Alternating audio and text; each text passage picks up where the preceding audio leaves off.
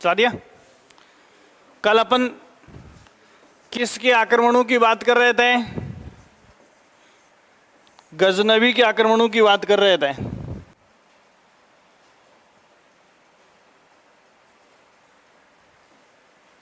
उसने क्या किया था? महमूद गजनवी के आक्रमणों से कौन से साम्राज्य का पतन हुआ? प्रतिहार। ठीक है, आज अपन चौहान राजवंश के बारे में पढ़ेंगे। किसके बारे में? चौहान राजवंश के बारे में पढ़ेंगे। और उसका कौन पतन करके जाएगा? मोहम्मद गौरी करके जाएगा। और देखो, जो बाई अटैक भारत के ऊपर हुए उन पर सवाल हमेशा इंपॉर्टेंट रहा है। तो आज अपन चौहान हिस्ट्री पढ़ेंगे।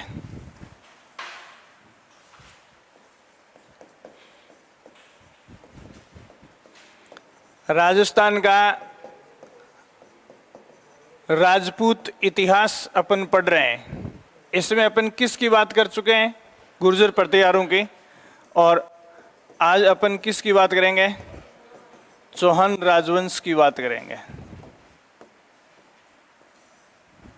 जिसके लिए क्या शब्द लिखा हुआ हो सकता है? चामान लिखा हुआ हो सकता है। पढ़ते हो आप? तो सबसे पहले अपन इस शब्द के बारे में देखेंगे। चामान का अर्थ क्या होता है? तो इसके दो अर्थ आपको ध्यान में रखने हैं। भौगोलिक दृष्टि से अगर अपन इसका मीनिंग देखना चाहें तो चामान उस भौगोलिक प्रदेश को कहते हैं जो सांबर झील के चारों ओर है। सांबर झील के आसपास का क्षेत्र क्या कहलाता है? चामान कहलाता है। और चौहानों को अपन चामान कहते हैं। इसका कुछ विचारक ये रीजन बताते हैं कि ये लोग इस सांबर झील के आसपास के क्षेत्र में उत्पन्न हुए थे। ठीक है। दूसरी बात, चामान का अगर व्यक्ति से अर्थ लें अपन, तो चामान का अर्थ क्या लिया जाएगा? एक ऐसा व्यक्ति जो नीति शास्त्र और धनुर्विद्या में पारंगत हो। देखो, दो चीजें हो गई है। दूसरा अर्थ क्या है? देखो, ऐसा व्यक्ति जो नीति शास्त्र, इथिक्स, नैतिकता की दृष्टि से नीति शास्त्र एवं धनुर्विद्या में पारंगत हो, ऐसे व्यक्ति को हम क्या कहते हैं? चामान। तो आपको क्या मिलेगा? दो, जैसे चामान का अर्थ लिया जाता है भौगोलिक दृष्टि से और व्यक्तिगत दृष्टि से, ये दोनों अर्थ हैं। दोनों में से कोई सा भी अर्थ आपको मिल सकता है। पहली बात तो हम एक ऐसे राजवंश को पढ़ेंगे जिसको बेसिकली या बहुतायत जो इतिहासकार हैं वो ये मानते हैं कि सांबर झील के आसपास इस राजवंश की उत्पत्ति हुई थी। और ये एक ऐसी योद्धा प्रजाति थी जिसे हम इतिहास में धनुर्विद्या और इथिक्स, नैतिकता के नाम पर क्या है, अपने आप में बहुत ही सॉलिड जाति, इसको अपन पढ़ेंगे। ठीक है। तो एक ऐसे राजवंश के बारे में अपन आज पढ़ने जा रहे हैं। दूसरी बात, सबसे पहले वही है, जैसे मैंने राजपूतों की उत्पत्ति के बारे में आपसे चर्चा की थी कि राजपूतों की उत्पत्ति के बारे में तरह तरह के मत हैं। और आज भी अपन ये डिसाइड नहीं कर पाए कि हु आर राजपूत, कौन थे राजपूत। ठीक है। ऐसे ही प्रत्येक राजपूत राजवंश के बारे में भी भ्रांतियां हैं। क्या है? भ्रांतियां हैं। और अलग अलग इतिहासकार या अलग अलग विद्वान जो है अपने अपने हिसाब से इनको साबित करने की कोशिश कर रहे हैं। ठीक है। पहले अभी जो इतिहास की किताबें अपन पढ़ रहे हैं उनमें भी है, और अब नए जो इतिहासकार हैं वो आ रहे हैं, वो भी अपने हिसाब से इनको साबित करने की कोशिश कर रहे हैं। तो कुल मिलाकर आज हम जिस राजवंश के बारे में अध्ययन करेंगे वो है चौहान राजवंश। ठीक है। तो आप इसमें पहले चाहमान शब्द के दोनों मीनिंग लिख लो। मैं भी कई बार क्या होता है कि पेपर के अंदर या चैप्टर के अंदर नहीं जाकर ऊपर से ही सवाल पूछ लिया जाता है।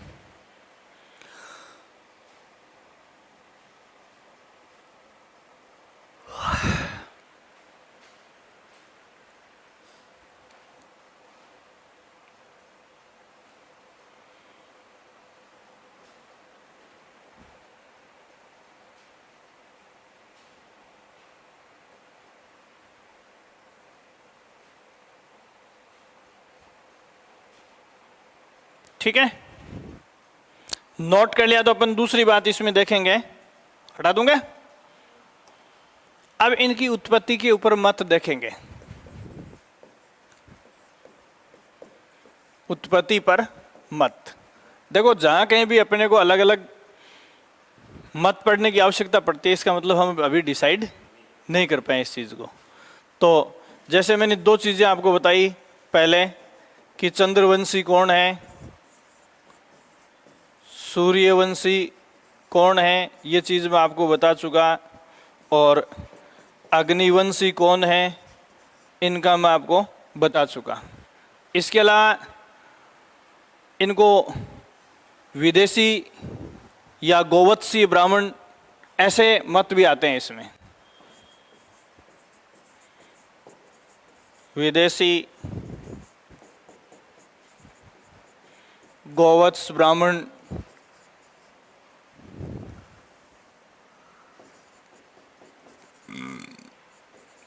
अब देखो ये पूरी पिक्चर आपके सामने है कि चौहानों को क्या मानते हैं।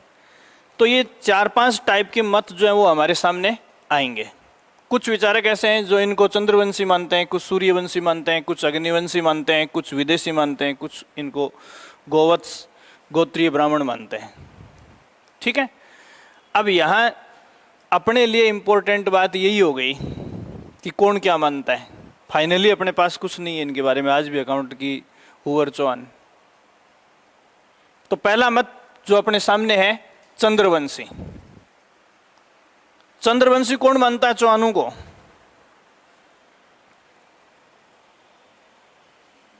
आबू का जो शिलालेख है, तो इसके आगे सिर्फ इतना सा लिख लो, आबू शिलालेख में चौहानों को क्या माना गया है? चंद्रवंशी। या किस स्रोत से हमें ज्ञात हुआ है? ज्ञात होता है कि चौहान राजपूत जो है वो क्या थे? चंद्रवंशी थे। दूसरा, इनके सूर्यवंशी होने का प्रमाण क्या है? ये वो तो याद है ना कि चंद्रवंशी किसको कहेंगे अपन? चंद्रवंशी अपन राम के वंशजों को कहेंगे, और सूर्यवंशी अपन लक्ष्मण के वंशजों को कहेंगे। ठीक है ना? तो सूर्यवंशी होने का सबूत सबसे बड़ा जो देता है गौरीशंकर हीराचंद ओझा देता है।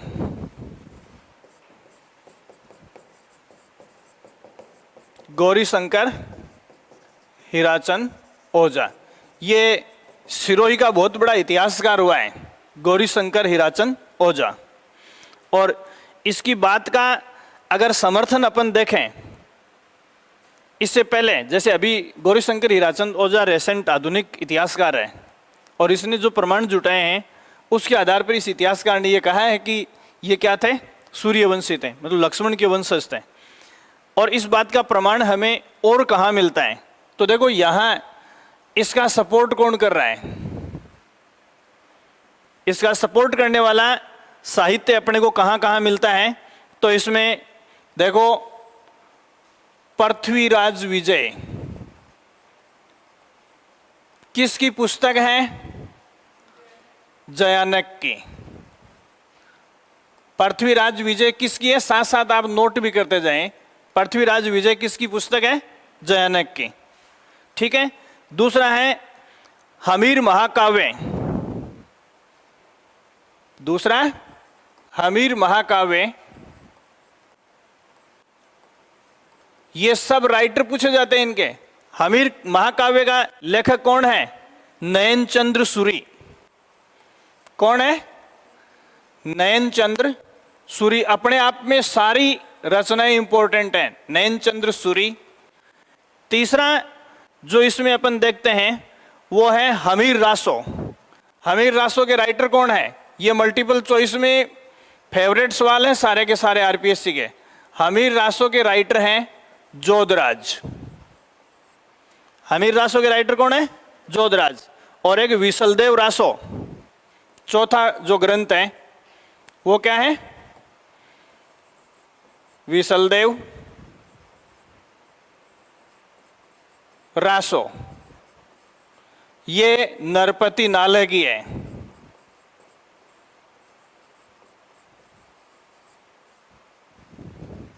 नरपति नाल। समझ गए आप? तो देखो यहां एक तरह से गौरीशंकर हीराचंद ओझा पुराने जिन रचनाकारों का समर्थन करता है उनमें मुख्यतः जयानक, नयनचंद्र सूरी, जोधराज और नरपति नाल है। या फिर पृथ्वीराज जयानक की पृथ्वीराज विजय में, नयनचंद्र सूरी के हमीर महाकाव्य में, जोधराज के हमीर रासों में। देखो हमीर महाकाव्य और हमीर रासो दोनों अलग अलग हैं, ठीक है। और नरपति नाल के विशलदेव रासो। तो कुल मिलाकर देखो इस रासो साहित्य में हम चौहानों की उत्पत्ति जो है वो किस वंश से मानते हैं? सूर्य वंश से मानते हैं। तो इन चारों ग्रंथों में जो बात लिखी गई है उसका कौन आधुनिक इतिहासकार समर्थन करता है? गौरीशंकर हीराचंद ओझा। तो कितने 5 महत्वपूर्ण स्रोत मैंने आपको बताए। अगर आधुनिक इतिहासकार की बात करें तो आपको गौरीशंकर हीराचंद ओझा का, और प्राचीन ग्रंथों की यदि बात की जाएगी तो आपको कितनी चीजें मिलेंगी, ठीक है। अब ये देखो कई बार ये ऐसा का ऐसा सेट निम्न में से सुमेलित है, निम्न में से सुमेलित नहीं है। ऐसा का ऐसा चारों किताबें एक से बढ़कर एक इंपॉर्टेंट है। आप पेपर्स देखोगे तो बार बार आई हुई मिलेंगी आपको। तो 4 ये पुस्तकें और ये आधुनिक इतिहासकार पांचों चौहानों की उत्पत्ति किस से मानते हैं? सूर्यवंश से मानते हैं। या इनको किसका? लक्ष्मण का वंशज मानते हैं। लक्ष्मण को इतिहास में एक दूसरे नाम से और जाना जाता है, सौमित्र इसी का पर्याय है। सौमित्र किसका पर्याय है? इनको लक्ष्मण का पर्याय वंशज मानते हैं। तो इनको कई बार जैसे सौमित्र वंशी लिख दिया जाए तो कंफ्यूज मत हो जाना। लक्ष्मण का पर्याय क्या मानते हैं? सौमित्र, ठीक है। फिर देखो अगला विचार आता है अग्निवंश से। तो अग्निकुंड से इसकी उत्पत्ति जो है, जैसे मैंने आपको बताया था कि आबू के पर्वत पर गुरु वशिष्ठ जो यज्ञ कर रहे थे उसमें हवानु या राक्षसों द्वारा जो मीट, हड्डियां, शराब ये सब डाली जा रही थी, तो उनका विनाश करने के लिए सबसे पहले प्रतिहार, फिर परमार, फिर चालुक्य और फिर चौहान। कर्म पूछते हैं इनका, मैंने पीछे बता दिया था आपको। कर्म से इन राजपूत वंशों की उत्पत्ति। तो पहला प्रतिहार था और आखिरी कौन था? चौहान था। ये किस मत के अनुसार? अग्निकुंड मत के अनुसार, ठीक है। तो अग्निकुंड मत का प्रतिपादन सबसे पहले आपको ये देखना है कि इसका प्रतिपादन किसने किया है। तो इसका प्रतिपादन पृथ्वीराज रासो में चंद्रवरदाई ने किया है, ठीक है।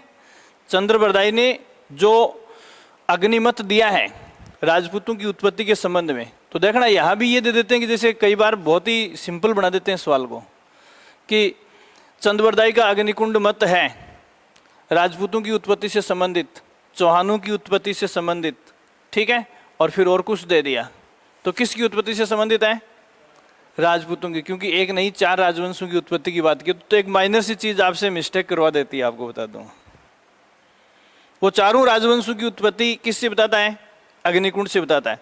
तो चौहान की जगह राजपूत कर दिया, प्रतिहार कर दिया, चालुक्य कर दिया, तो उससे सवाल आपका क्या हो जाएगा? गड़बड़ हो सकता है। तो ये उत्पत्ति का जो मत है वो राजपूतों की उत्पत्ति पर है, न कि अकेले किसी राजपूत राजवंश के बारे में। 4 राजवंशों के बारे में उसने चर्चा की है। फिर देखो ये जो मत इसने चंद्रवरदाई ने पृथ्वीराज रासो में प्रतिपादित किया, जिस ग्रंथ में लिखा है उसको हम क्या कहते हैं? पृथ्वीराज रासो, ठीक है। इसका जो समर्थन है वो बूंदी के इतिहासकार या साहित्यकार सूर्यमल मिश्र ने अपनी रचनाओं में इसका समर्थन किया है। इसके अलावा मुर्णोत नैणसी, जिसको अपन राजस्थान का क्या कहते हैं? अबुल फजल। मुर्णोत नैणसी को क्या कहते हैं? राजस्थान का अबुल फजल कहते हैं। तो इन दोनों ने उसी मत का समर्थन किया है। तो जो बात चंद्रवरदाई कहता है वही बात सूर्यमल मिश्र कहता है और वही बात मुर्णोत नैणसी कहता है। तो अब कौन किसका समर्थन करता है? तो मुर्णोत नैणसी का समर्थन चंद्रवरदाई करता है या चंद्रवरदाई का समर्थन मुर्णोत नैणसी और सूर्यमल मिश्र करते हैं? तो मैंने आपको बताया कि इस मत का प्रतिपादन किस में किया गया है? पृथ्वीराज रासो में, चंद्रवरदाई में। पहली बार ये मत उसने दिया है, इन दोनों ने उसका क्या किया है? समर्थन किया है। तो यहाँ इसमें क्या देखोगे? इसमें देखो पृथ्वीराज रासो, पृथ्वीराज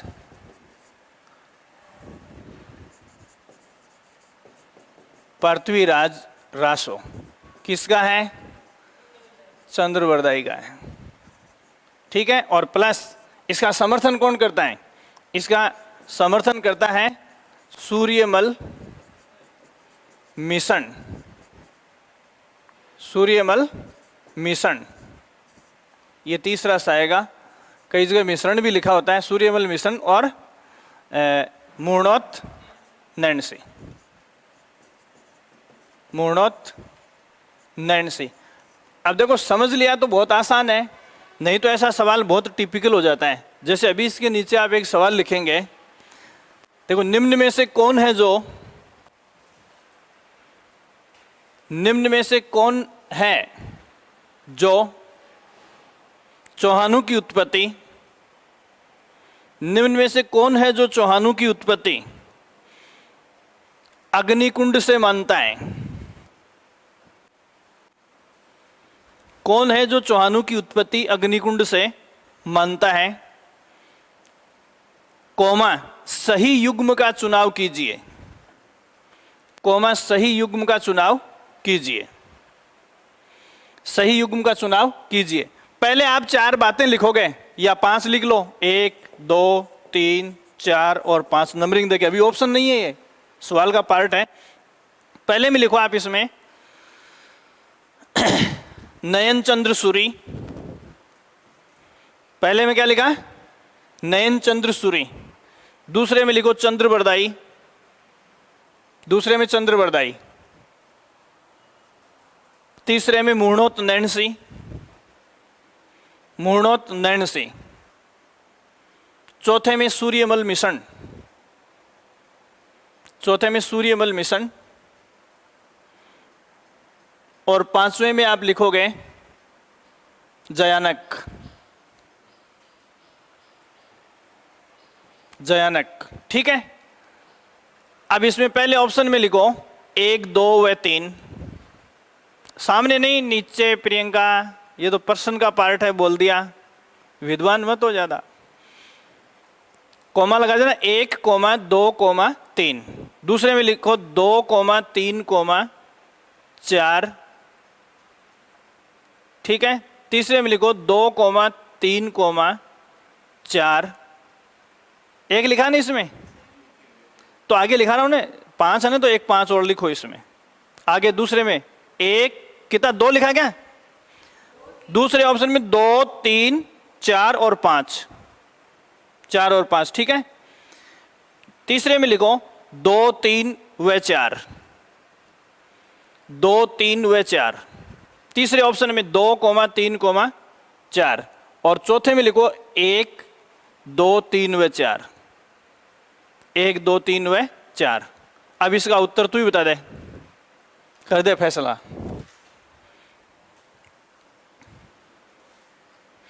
देखो फिल्टर करके समझ लिया तो सवाल में दिक्कत नहीं आएगी, 2 एक बार रिपीट करोगे तो हो जाएगा। बाकी इससे हार्ड सवाल नहीं होता, आपको बता दूं। अभी अपने को बहुत इजी लग रहा है, लेकिन थोड़ा सा भी दिमाग चूक जाता है तो यहां से सवाल हमेशा खराब होता है अपना। तो क्या लगा इसमें?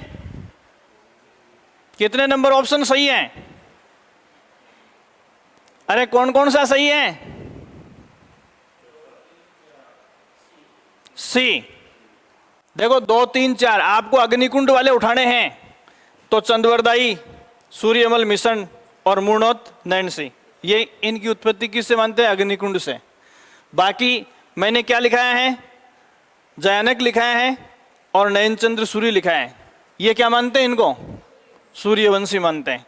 तो अग्निवंशी में और सूर्यवंशी में फर्क। अग्निवंशी का मतलब चंद्रवरदाई के अग्निकुंड मत से उसकी उत्पत्ति हुई है। ठीक है, फिर इसमें अगला शब्द है अपने पास विदेशी। तो देखो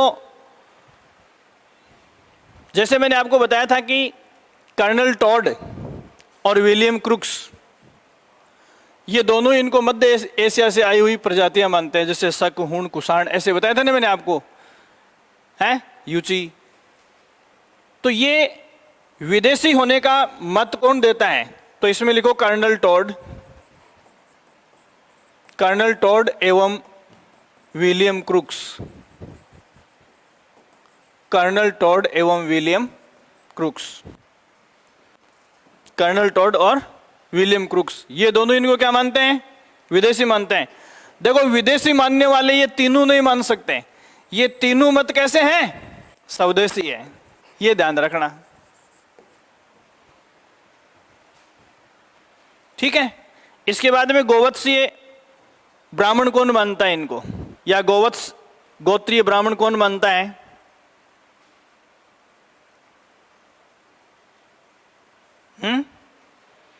गोवत्स ब्राह्मणों के बारे में यह कहा जाता है कि जो वत्स ऋषि थे, वत्स ऋषि की आंख से जो ब्राह्मण पैदा हुए, वत्स ऋषि की आंख से जो ब्राह्मण पैदा हुए, उनको हम गोवत्स गोत्रीय ब्राह्मण कहते हैं। तो गोवत्सीय ब्राह्मण का मतलब है वत्स ऋषि की आंख से पैदा हुए। ऐसा मानने वालों में एक तो आता है कायम खां रासो। कायम खां रासो की रचना किसने की है? जानकवि ने की है। किसने की है? जानकवि ने। इसके अलावा डॉक्टर दशरथ शर्मा जो प्रसिद्ध इतिहासकार है, वो भी इनको गोवत्सीय ब्राह्मण मानता है। और इसके अलावा उत्कीर्णित स्रोतों में बिजोलिया का जो शिलालेख है, उसमें भी इनको क्या लिखा गया है? गोवत्स ब्राह्मण लिखा गया है। समझ आ गई बात? तो इसके आगे लिख लो, कायम खां रासो। कायम खां रासो किसकी है? बहुत ही इंपॉर्टेंट रचना है ये, जानकवि। जानकवि। दूसरा इसमें अपन लिखेंगे डॉक्टर दशरथ शर्मा। डॉक्टर दशरथ शर्मा। और तीसरा मैं आपको बता रहा हूं इसमें बिजोलिया शिलालेख। बिजोलिया शिलालेख। बिजोलिया शिलालेख। इन तीनों स्रोतों से यह माना गया है कि ये क्या है? गोवत्स गोत्रीय ब्राह्मण है ये। और गोवत्स गोत्रीय ब्राह्मण उनको कहते हैं जो वत्स ऋषि की आंख से पैदा हुए हैं। हालांकि ये सब चीजें थोड़ी सूट करने वाली नहीं है। पसीने की बूंद से आदमी पैदा हो जाता है, आंख से आदमी पैदा हो जाता है, कान से आदमी, तो सब वैसे झाड़ फूंक वाली सी बात हो गई है। तो है, फिर भी अपने को लिख गए तो मानना पड़ेगा। बहुत सारी चीजें ऐसी हैं जो आगे मैं आपको बताऊंगा कि अपने को पढ़ाई जाती है और मजबूरी में पढ़नी पड़ती है, जबकि वो क्या है? गलत है। ठीक है। इसके अलावा जैसे इनकी उत्पत्ति जो है वो अपन सांबर झील के आसपास मानते हैं, तो यहां दो तीन शब्द अपने को इस वंश के साथ पढ़ने को मिलेंगे। जैसे एक तो है शाकंभरी। कहां पड़ता है ये? है जयपुर में। जयपुर में कहां? सांबर में। ठीक है। जैसे एक कहावत प्रचलित है, आपको पता है क्या? बोलते हैं कि अन्न भगवान का और लवण सांबर का। अन्न भगवान का और लवण सांबर का। जो लकी बंजारों द्वारा गद्दों से पुराने टाइम से यहाँ नमक का व्यापार किया था, सांबर का नमक जो है वो बहुत ही विख्यात है। आज भी आपको पता है कि देश का 8% नमक, 8.4% के आसपास नमक सांबर झील से बनता है। आगे जब अपन इंडस्ट्री में पढ़ेंगे तो मैं आपको सोडियम सल्फेट के कारखाने वगैरह के बारे में बताऊंगा। बहुत सारी चीजें इसमें देखने को मिलती हैं। तो सांबर झील जो है वो खारे पानी की खारे या नमकीन पानी की झील मानी जाती है, नमक बनता है। फिर भी इसको पूरे विश्व में या भारत में किस नाम से जानते हैं? देवयानी तीर्थ के नाम से जानते हैं। देवयानी तीर्थ। देवयानी तीर्थ की जगह दूसरा नाम भी आपको मिल सकता है, जैसे तीर्थों का मामा, तीर्थों का भांजा और तीर्थों की नानी। ये तीनों ही सवाल, हालांकि आजकल ऐसे सवाल रटे रटाए पूछना बंद कर दिया, फिर भी कभी कभार क्या डाल देते हैं, 100 में से एक आध सवाल ऐसे डाल देते हैं। ट्रेंड से बाहर हो गया फिर भी। तो तीर्थों की नानी किसको कहोगे? हैं? सांबर को। तीर्थों की नानी किसको कहते हैं? और तीर्थों का मामा हैं? तीर्थों का मामा पुष्कर को। फिर भांजा भी बता दो। मचकुंड धौलपुर। लिख लो, ये बॉर्डर के ऊपर लिख लो, तीनों लिख लो।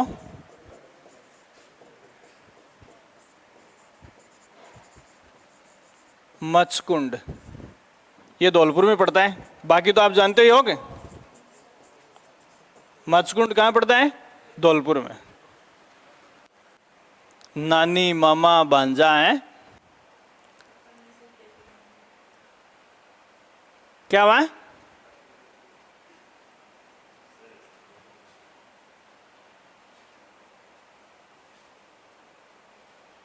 एक शब्द आएगा सपादलक्स, इसमें जगह जगह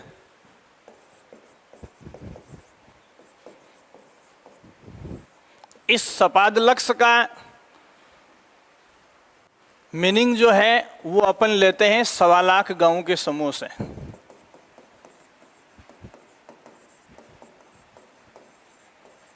जगह जगह आएगा ये सपादलक्स 1.25 लाख गांवों का समूह है।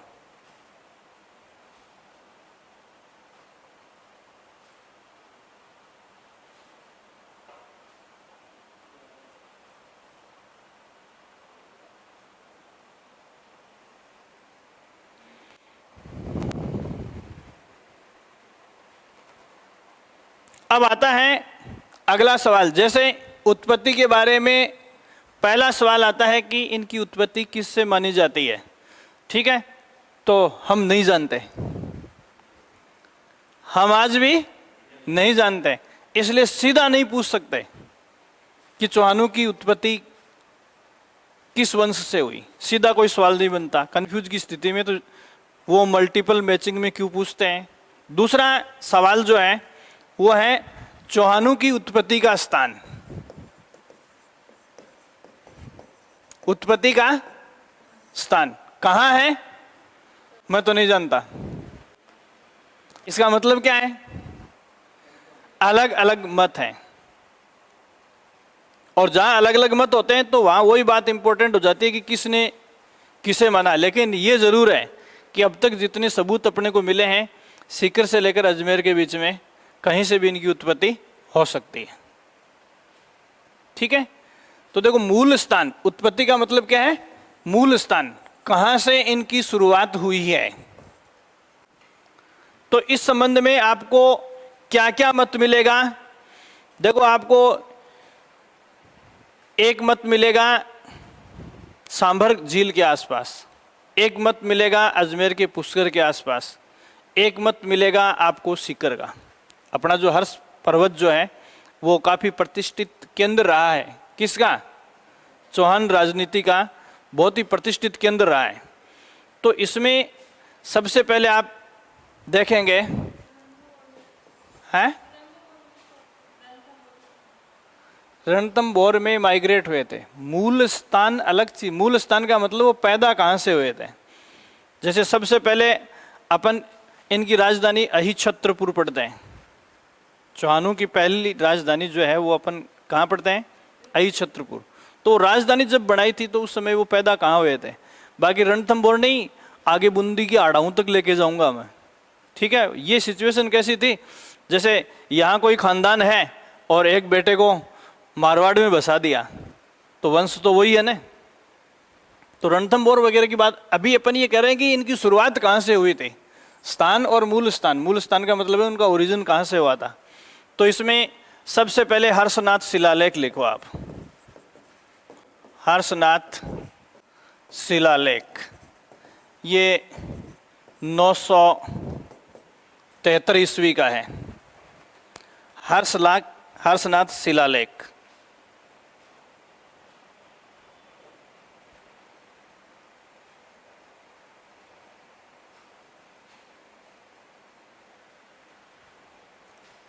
ठीक है। देखो, जैसे हम चौहानों की आरंभिक राजधानी जो पढ़ते हैं वो क्या पढ़ते हैं? अहिछत्रपुर पढ़ते हैं। लेकिन कुछ स्रोतों से हमें पता चला है कि चौहानों की जो उत्पत्ति है वो अनंत प्रदेश में हुई थी। किस में हुई थी? अनंत प्रदेश। अनंत प्रदेश कौन सा है? वो है जहां हम बैठे हैं। सीकर के हर्ष पहाड़ के चारों ओर जो बसा हुआ प्रदेश है उसको प्राचीन समय में किस नाम से जाना जाता था? अनंत प्रदेश में।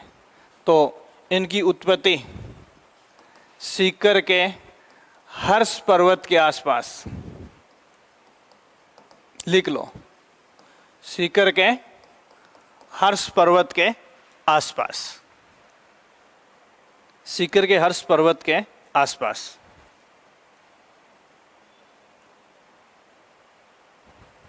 ठीक है। दूसरा इसका सबूत, जैसे एक तो अनंत प्रदेश, दूसरा आपको ये जैसे हर्षनाथ किसका देवता है? किस राजपूत राजवंश का देवता है? हैं? चौहानों का देवता है ये।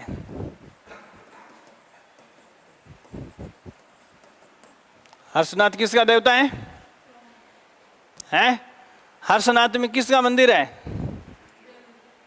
हैं? भैरव जी का। कौन से? तो देखो आप जैसे शिव, वैष्णव, कृष्ण, राम, भक्ति धारा के अलग अलग अनुयायी मिलते हैं अपने को। तो शिव भक्ति धारा के अनुयायियों को मोटे तौर पर पूरे भारत में कितनी कैटेगरी में क्लासिफाई किया जाता है? 4 कैटेगरी होती है। उनमें से राजस्थान में शिव के अनुयायी केवल कितने टाइप के पाए जाते हैं? 2 टाइप के। पता है क्या आपको? राजस्थान में हम शिव के जिन रूपों के उपासक हैं, पूजा 2 तरीके की करने वाले होते हैं। जैसे कभी आपने यदि मंदिर देखा है शिव जी का तो गौर करना इस चीज के ऊपर। बहुत सारे शमशान घाट ऐसे होते हैं जहां शिव मंदिर होता है। देखा है क्या कहीं? है? सीकर के इस बुचाना धाम में देख लेना, शिव की मूर्तियां 2 तरह की होती हैं। शमशान घाट में जो शिव प्रतिमा होती है उसके हाथ में कभी त्रिशूल नहीं होता, समझ रहे हो ना? और अपन जिस मंदिर में पूजा करते हैं उसके हाथ में क्या होता है? त्रिशूल होता है। तो वही तो बता रहा हूं मैं। तो हम किसकी पूजा करते हैं? देखो, एक होता है पाशुपत और एक होता है अघोरी, या ये जो तांत्रिक जो है ना, तो तांत्रिक शिव अनुयायी जो है वो भैरव जी किसके उपासक हैं? शिव जी के। भैरव जी किसके उपासक हैं? शिव जी के। तो ये लोग रात को शमशान घाट की राख अपने शरीर पर रमाते हैं। समझ में आ गई बात? तो वहां शिव जी का हथियार क्या है? शमशान की राख है। जो अभी शमशान घाट जो डेवलप होती है ना, उनमें देखना सबसे पहले जिस इष्ट देव की प्रतिमा स्थापित की जाती है वो कौन है? शिव जी। और उसके हाथ में त्रिशूल नहीं होता है, क्योंकि उसका हथियार क्या है? राख है। और अपन जैसे मंदिर में जिस शिव जी को विराजमान करते हैं उसके हाथ में क्या देते हैं? त्रिशूल देते हैं। क्या कल्चर में यही तो चीजें। जब आप मंदिर में जाते हो उस टोटी से पानी उसके ऊपर डालने की बजाय उसकी रचना देखा करो, ताकि परीक्षा का एक सवाल डिसाइड हो जाए। हैं? क्यों? बाकी उसके ऊपर पानी डालने से अच्छा वर थोड़े मिलता है। हैं? कल्चर को हम स्टडी करें। तो जब भी आप किसी मंदिर में जाते हो, जैसे कभी जाना आप इसके ऊपर कितनी मूर्तियां मतलब टूटी हुई पड़ी हैं इसके ऊपर, हर्ष पे, देखिएगा कभी? तो आप एक पाठक की हैसियत से जाओ, न कि एक टूरिस्ट की हैसियत से। बहुत सारी चीजें हैं उन शिलालेखों के ऊपर, आप जाके देखोगे तो एक तरफ आपको अंग्रेजी में छपा हुआ मिलेगा, ऊपर जाते हैं उस मंदिर के सामने सीढ़ियों से जहाँ चढ़ते हैं तो एक तरफ उसका उल्लेख आपको इंग्लिश में मिलेगा, दूसरी तरफ आपको उसका उल्लेख किस में मिलेगा? हिंदी में मिलेगा। है? बहुत सारे सवाल ऐसे हैं जो मतलब शिलालेखों से प्रमाणित हुए हैं। जैसे एग्जाम में 10 साल पहले एक इश्यू क्रिएट हुआ था कि हम ये पढ़ते हैं कि आज़ाद हिंद फौज का गठन किसने किया था? प्रियंका बताएगी, आज़ाद हिंद फौज का गठन किसने किया था? हैं? सुभाष चंद्र बोस पढ़ते हैं इन्हें? नहीं था। दिल्ली के लाल किले की प्रशस्ति को जब आके जाके आप पढ़ोगे तो उसमें पूरा का पूरा विवरण मिलेगा, इसकी पूरी पृष्ठभूमि मिलेगी आपको कि ये जिस आदमी के दिमाग की उपज थी वो रास बिहारी बोस था। लेकिन रास बिहारी बोस के पास उस टाइम ज़्यादा टाइम नहीं था, तो उसने इस आज़ाद हिंद फौज के गठन की जो जिम्मेदारी है वो किसको दी? कैप्टन मोहन सिंह को। कैप्टन मोहन सिंह, तो आज़ाद हिंद फौज का संस्थापक कैप्टन मोहन सिंह है, लेकिन इसका दार्शनिक प्रणेता, फिलोसफर जिसके दिमाग की उपज मान सकते हैं वो कौन है? रास बिहारी बोस। और कैप्टन मोहन सिंह के बाद इसको रीऑर्गेनाइज करने का काम सिंगापुर से किसने किया था? सुभाष चंद्र बोस ने। तो सुभाष चंद्र बोस इसका गठन करता नहीं, पुनर्गठन करता था, इसको पुनर्गठित किया था। ये सारी चीज़ें अब सालों से, दशकों से अपने को ये चीज़ें, तो उसमें एक स्कॉलर ने ये एविडेंस लगाया था, एग्जाम में ये सवाल पूछ लिया था, तो दिल्ली के लाल किले की प्रशस्ति के सबूत सुप्रीम कोर्ट में पेश किए। बोले साहब ये देखो, या तो आपका लाल किले का जो साहित्य है वो गलत है, या फिर आपने उत्तर का जवाब गलत दिया है, सवाल का उत्तर जो है वो गलत दिया है। तो बहुत सारी चीज़ें होती हैं, इसको ढूंढने वाली चीज़ें यही होती हैं, आप कहीं भी जाते हो तो। तो पहली बात तो वहाँ जो प्रतिमा लगी हुई है उसको भी ढंग से नहीं देखते अपन, है? ये चीज आपको ध्यान में रखना। तो ये दोनों बातें जो हैं, ये अनंत प्रदेश से किसकी उत्पत्ति मानते हैं? चौहानों की उत्पत्ति मानते हैं। दूसरा सवाल, हमीर महाकाव्य एवं सुरजन चरित के अनुसार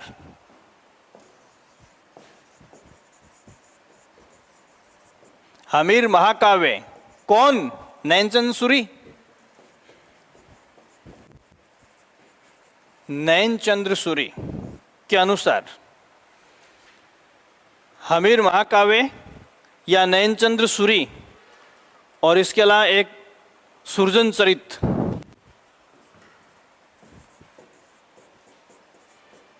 सुरजन चरित के अनुसार इनकी उत्पत्ति पुष्कर के आसपास हुई है। इसका मतलब अजमेर हो गई।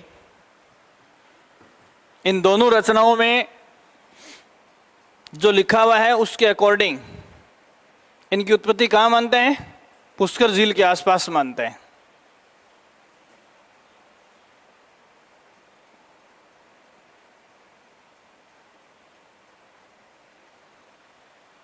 तीसरा आप इसमें लिखो,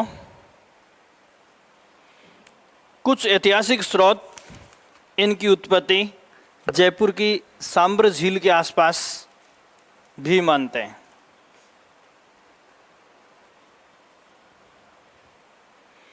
सांबर झील के आसपास मानते हैं, जिस क्षेत्र को सपादलक्स कहा जाता था, सपादलक्स कहा जाता था, सपादलक्स कहा जाता था, तथा इनकी आरंभिक राजधानी अहिछत्रपुर, प्राचीन नागौर, तथा इनकी आरंभिक राजधानी अहिछत्रपुर जो आज का नागौर है थी।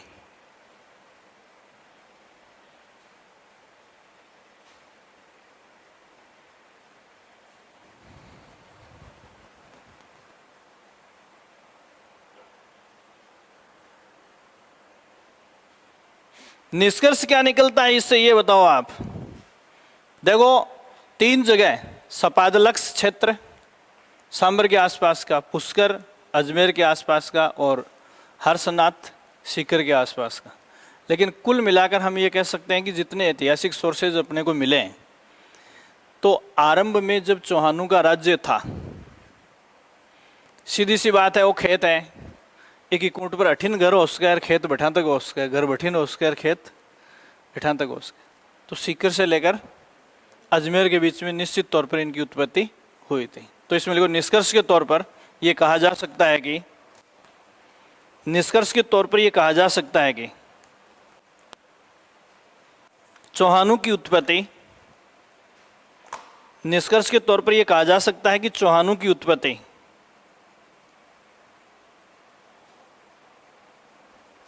चौहानों की उत्पत्ति चौहानों की उत्पत्ति सीकर से हर्ष से लेकर अजमेर के बीच में हुई थी। सीकर से अजमेर के बीच में हुई थी।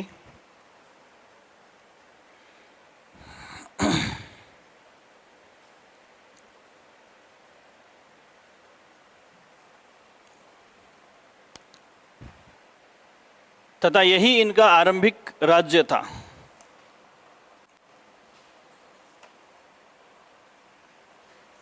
यही इनका आरंभिक राज्य था।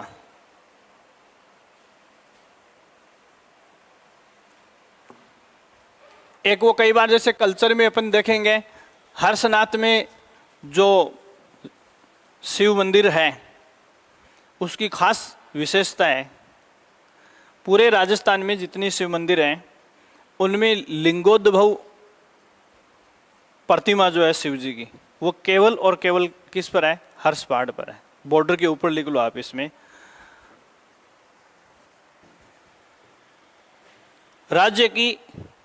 राज्य में शिव की लिंगोद्भव, राज्य में शिव की एकमात्र लिंगोद्भव प्रतिमा हर्ष में है। लिंगोद्भव प्रतिमा हर्ष में है।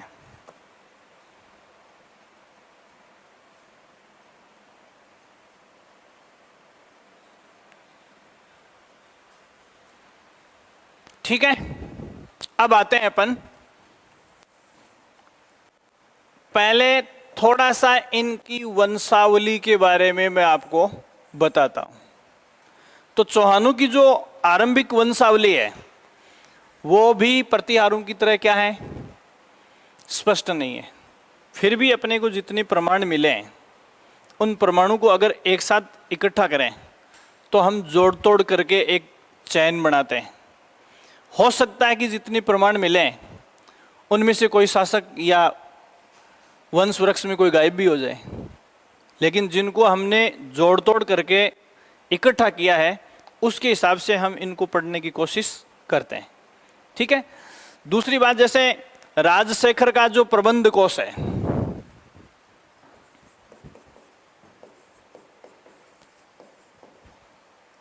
कौन है रे ये राजशेखर? हैं? कहीं नाम सुना है क्या इसका प्रियंका?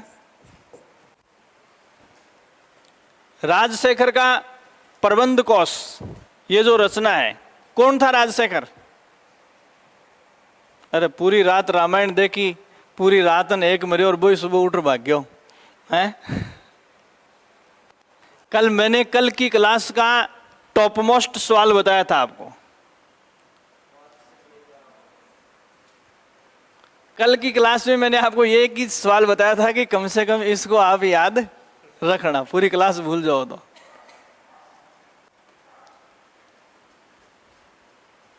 कौन था कविता? है? अरे महिपाल प्रथम का दरबारी कवि था या महेंद्रपाल प्रथम का दरबारी कवि था? आप तो बता दो। हैं?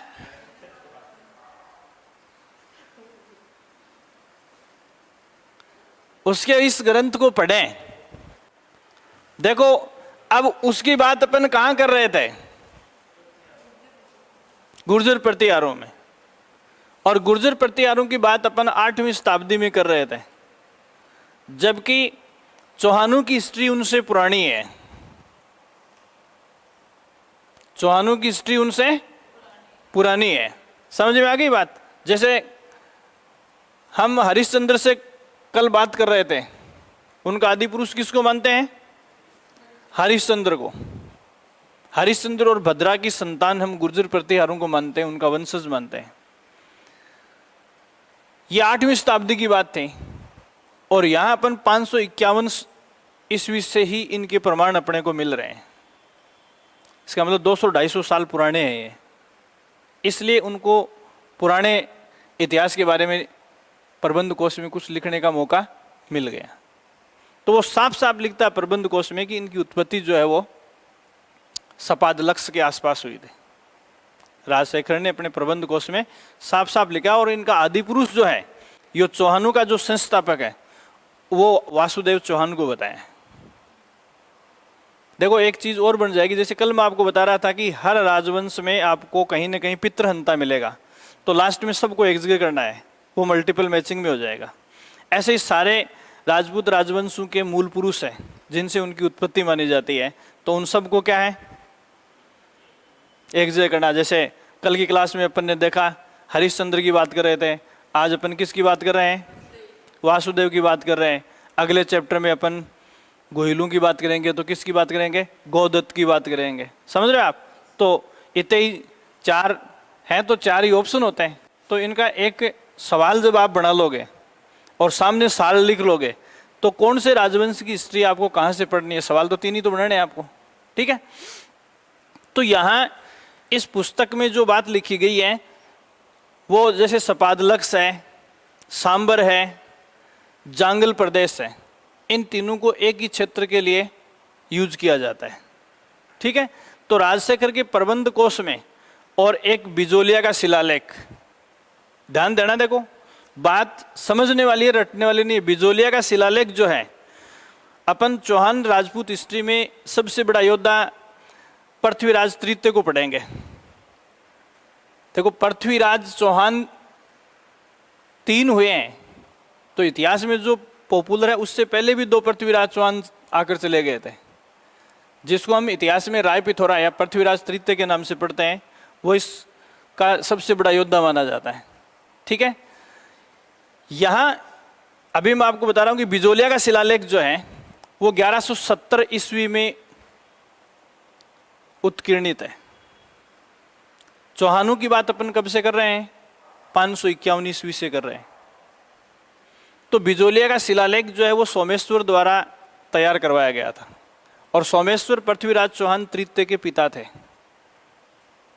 लगभग 550-600 साल बाद, चौहानों की उत्पत्ति के 550-600 साल बाद पृथ्वीराज चौहान के पिता सोमेश्वर ने जिस बिजोलिया शिलालेख को उत्कीर्णित करवाया, उसमें क्या था, आदि पुरुष किसको बताया, वासुदेव चौहान को। भाई जैसे आज अपन अपने पूर्वजों की वंशावली तैयार करें, तो हम ये मान सकते हैं कि मतलब कोई भी आदमी अपने पूर्वजों का अकाउंट गलत नहीं लिखेगा। तो बिजोलिया के शिलालेख, राजशेखर के प्रबंध कोश, इनको अगर मिलाकर हम देखें तो ये बात कुछ गले उतरने वाली है, इसलिए इस चीज़ को इतिहास में पढ़ाया जाता है। तो ये दोनों चीज़ें, सपादलक्स, जांगल प्रदेश, सांबर के आसपास, प्लस वासुदेव चौहान, तो इसीलिए सांबर झील के आसपास अधिकांश जो इतिहासकार हैं वो किसकी उत्पत्ति मानते हैं।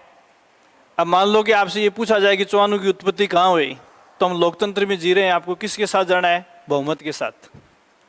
किसके साथ जाना है, बहुमत के साथ जाना है। और बहुमत के अलावा मैंने सबसे मजबूत जो प्रमाण बताया वो किसका बताया, बिजोलिया शिलालेख का, जो खुद सोमेश्वर ने, जो एक चौहान शासक था, उसने अपने पूर्वजों की वंशावली के साथ उत्कीर्णित करवाया। इसके अलावा अब बिजोलिया कहाँ पड़ता है, चित्तौड़ में है, वहां क्या लाने गया था ये बाद की बात है। अगर जिस क्षेत्र में अपन चौहानों की बात मानते हैं, इनका साम्राज्य मानते हैं, इस क्षेत्र में इनकी वंशावली की चर्चा करें, तो इनकी वंशावली आपको कहाँ मिलेगी।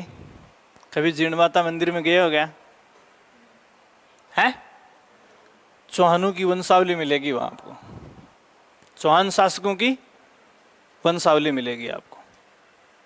अपने सीकर के जीर्ण माता मंदिर में चौहानों की वंशावली का उल्लेख है। तो इतिहासकारों ने इतिहास की किताब में जो बात लिखी है वंशावली को लेकर, वो बिजोलिया के शिलालेख, अपने सीकर के जीर्ण माता, ऐसी जगह जगह जो अपने को सबूत मिले, उन सबूतों से इसको कलेक्ट किया गया।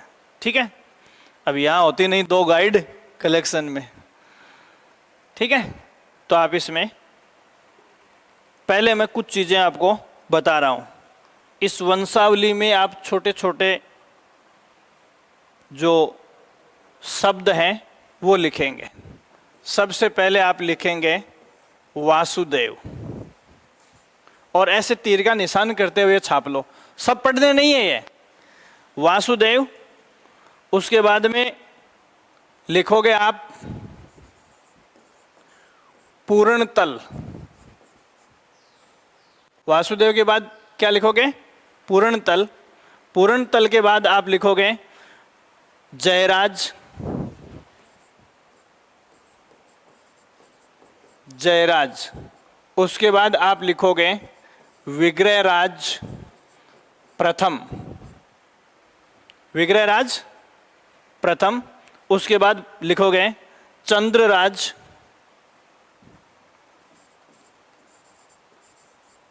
क्या लिखोगे? चंद्रराज। चंद्रराज के बाद में आप लिखोगे गोपराज या गोपेंद्र राज, एक ही है। क्या लिखोगे? किसी किताब में गोपराज या गोपेंद्र राज लिखा हुआ मिल सकता है। उसके बाद में गोपेंद्र राज के बाद में आप लिखोगे गुवक दुर्लभ राज। क्या लिखोगे? दुर्लभ राज। उसके बाद में लिखोगे गुवक राज। इसके आगे प्रथम लगाओगे। गुवक राज प्रथम। गुवक राज प्रथम के बाद में आप वाक्पति राज।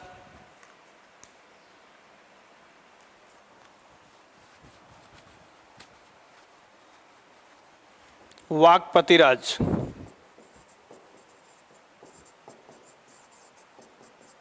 वाक्पति राज। वाक्पति राज के बाद में आप लिखोगे विंध्य राज। क्या लिखोगे इसके बाद में? विंध्य राज। विंध्य राज के बाद में सिंहराज।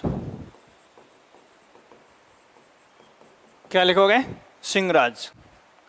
सिंहराज के बाद में विग्रहराज द्वितीय।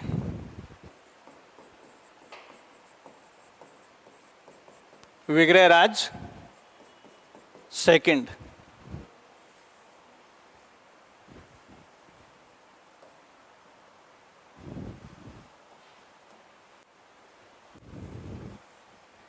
क्या हो गया इसमें?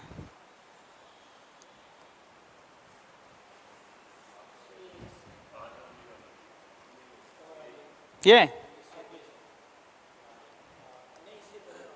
वाला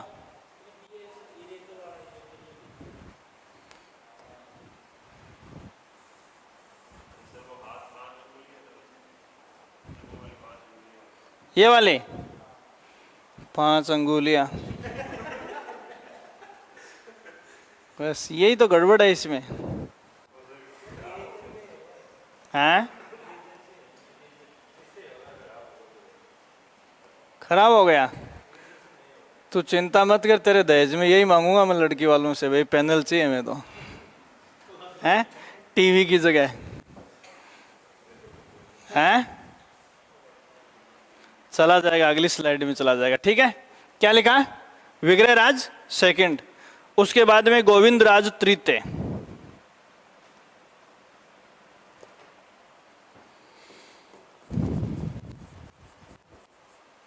अब देखो अपने को पहले 2 मिले क्या?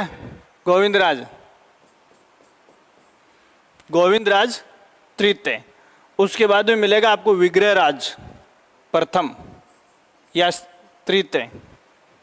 हैं? विग्रहराज तृतीय। 2 तो पहले आगे ने। विग्रहराज नहीं मिला तो अपन ला नहीं सकते, जो मिले हैं वो लिख रहे हैं अपन, बीच में से गायब भी हो सकते हैं। विग्रहराज तृतीय। उसके बाद पृथ्वीराज प्रथम। क्या लिखोगे? पृथ्वीराज प्रथम। पृथ्वीराज प्रथम के बाद में आप लिखोगे अजय राज या अर्णोराज। अजय राज। उसके बाद में क्या लिखोगे? अजय राज, फिर अर्णोराज। अजय राज, अर्णोराज। उसके बाद में विग्रहराज चतुर्थ, ये वो विशलदेव है।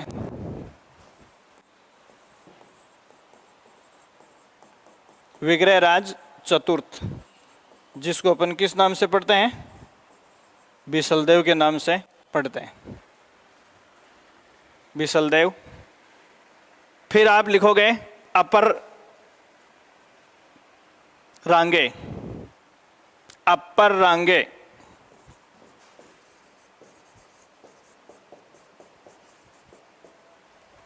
अपर रांगे।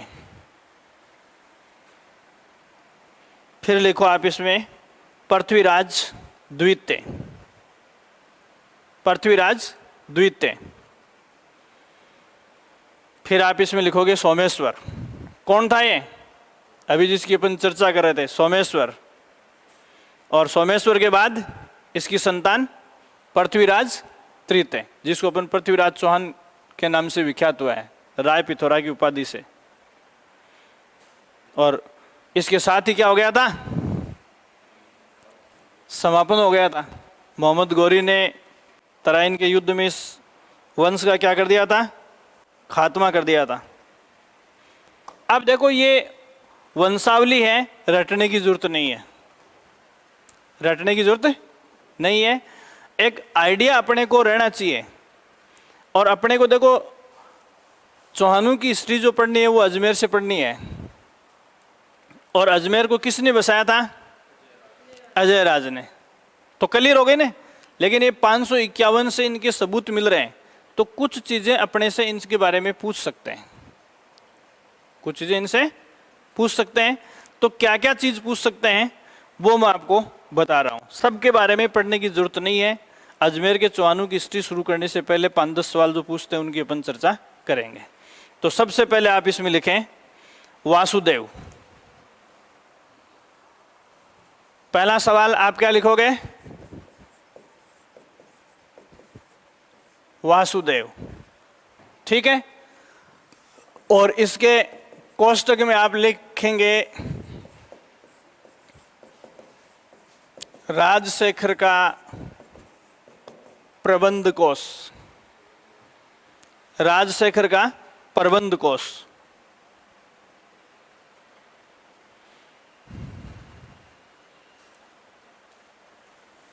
ठीक है। और इसमें साथ में एक और लिख सकते हो प्लस बिजोलिया शिलालेख। अब देखो,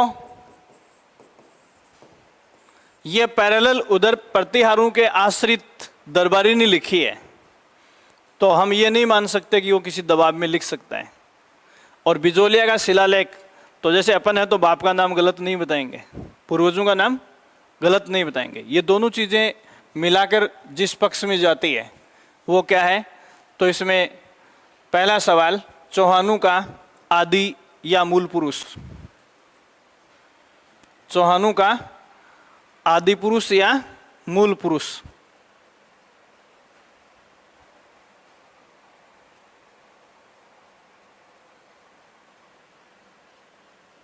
चौहानों का आदि पुरुष या मूल पुरुष। आदि में दी छोटी लिखनी है।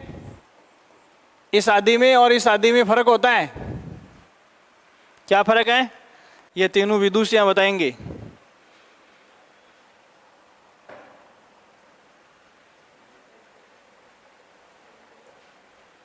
आदि और आदि क्या फर्क है? हैं?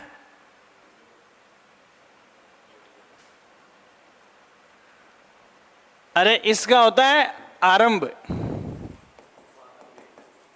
आरंभिक प्रारंभिक, और इसका होता है आदतन, हैबिचुअल। ठीक है। तो देखो, अभी मैं यही बता रहा हूं कि इनका आदि पुरुष या मूल पुरुष, मतलब इनकी वंशावली जो है वो हम किस से शुरू करेंगे? वासुदेव से शुरू करेंगे। वो जो मैंने वंशावली लिखाई उसके नीचे आप एक लाइन लिख लो, जो बताना चाह रहा था वो छूट गई। वो जो जीर्ण माता मंदिर है ना, नीचे कोष्टक में लिख लो, जीर्ण माता मंदिर से चौहानों की वंशावली ज्ञात होती है। ये बात पूछते हैं। ये चार्ट आपको याद नहीं करना है, समझ गए ना आप? एक आइडियोलॉजी लेने के लिए अपने को ये चीज देखनी है। इनमें से कोई मिस भी हुआ है, ये भी बता दूं कि काफी कुछ मिस भी हुआ जिसका प्रमाण अपने को नहीं मिला है। जीण माता मंदिर से चौहानों की वंशावली मिली है। ठीक है, यहां अब देखो इस वासुदेव के बारे में हम जो पढ़ रहे हैं, इनको आदि पुरुष या आरंभिक पुरुष मानते हैं। थोड़ा सा इसके नीचे एक हिंट और दे लेना आप इसमें। पृथ्वीराज तृतीय, पृथ्वीराज तृतीय के पिता सोमेश्वर द्वारा 1170 ईस्वी में उत्कीर्णित। ये सवाल पूछते हैं, क्या उत्कीर्णित है? बिजोलिया का शिलालेख सोमेश्वर ने बनवाया था और बनवाने वाला कौन था इसका परिचय इसमें दे दिया है। तो आदि पुरुष हो गया ये। इसमें चौहानों की उत्पत्ति 551 ईस्वी। ये बात हमें कहां से ज्ञात होती है कि चौहानों का प्रारंभ जो है वो 551 ईस्वी से हुआ है? ये इन दोनों से पता चलता है। राजशेखर के प्रबंध कोश में भी ये बात लिखी हुई है और बिजोलिया शिलालेख में भी ये बात लिखी हुई है। ठीक है, तो चौहानों का संस्थापक, चौहानों का आदि पुरुष, चौहानों का मूल पुरुष, चौहानों का प्रथम पुरुष, ये सब बातें इसमें लिखी हुई है। ठीक है, दूसरी बात क्या है, इस प्रशस्ति में इनके मूल प्रदेश के बारे में भी लिखा हुआ है। तो देखो मूल प्रदेश के बारे में इन दोनों ही स्रोतों में, बिजोलिया शिलालेख और राजशेखर की जो प्रबंध कोश है, इन दोनों में ये शब्द लिखा हुआ है। जैसे अपन सपादलक्ष की बात करते हैं, सपादलक्ष के अलावा इसको अपन क्या कहते हैं, जांगल प्रदेश के नाम से भी संबोधित किया गया है और इसको सांबर झील क्षेत्र भी कहते हैं, सांबर झील क्षेत्र भी कहते हैं। क्लियर हो गई बात? अब यहां देखो ये किस बात से प्रमाणित होता है, तो इन दोनों ही स्रोतों में ये बात लिखी हुई है कि सांबर झील का निर्माण वासुदेव चौहान ने करवाया था। ये बात, सांबर का निर्माण मतलब खुदवाना वासुदेव द्वारा।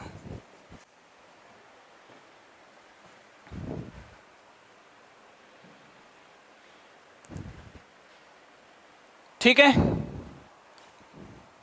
तो देखो इस किताब को तो अपन गलत मान सकते हैं, लेकिन बिजोलिया शिलालेख में ये बात लिखी हुई है कि इस झील का निर्माण वासुदेव चौहान ने करवाया था। ये बात तो आपको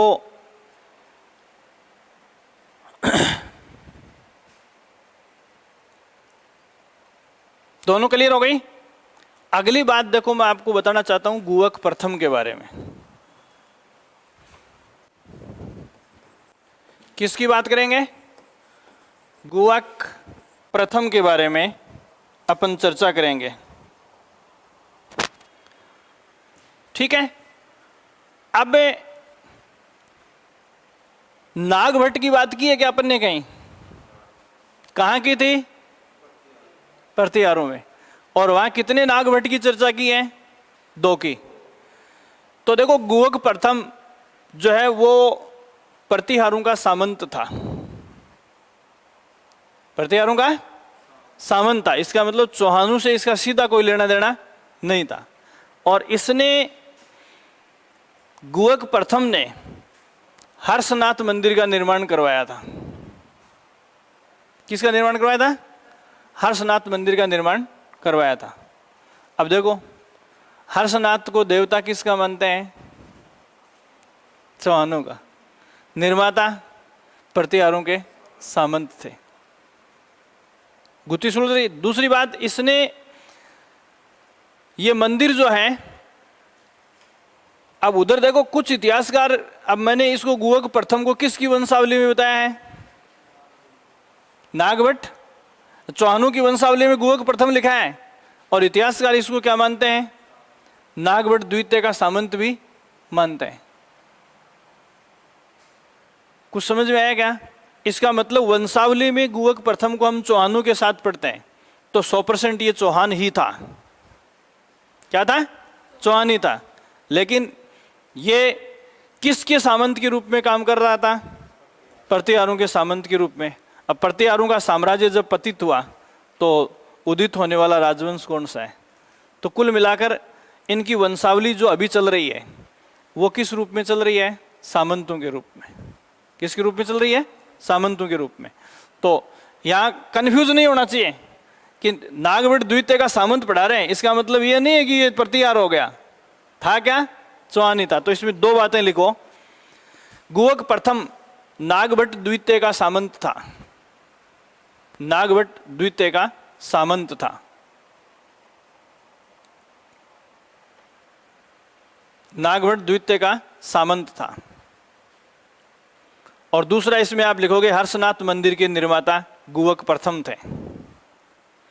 हर्षनाथ मंदिर के निर्माता गुवक प्रथम थे। ठीक है? देखो अब कितनी बड़ी बात है कि चौहानों की वंशावली प्रतिहारों से पुरानी है। थोड़ा सा जोर देना है। और चौहान आरंभ में किसके सामंत थे? प्रतिहारों के। और प्रतिहारों का विनाश चौहानों से पहले हो गया। देखो राजपूत इतिहास में हम प्रतिहारों को चौहानों के बाद से पढ़ना शुरू करते हैं और चौहानों से पहले इनका। तो आरंभ में प्रतिहारों के सामंत कौन थे? चौहान। और उसके बाद प्रतिहार किसके सामंत स्वरूप रह गए? चौहानों के। ठीक है? ये चीज आपको ध्यान में रखनी है। तो गुवक प्रथम के ऊपर ये 2-3 सवाल आपको ध्यान में रखना है। अगला लिखो चंदन राज।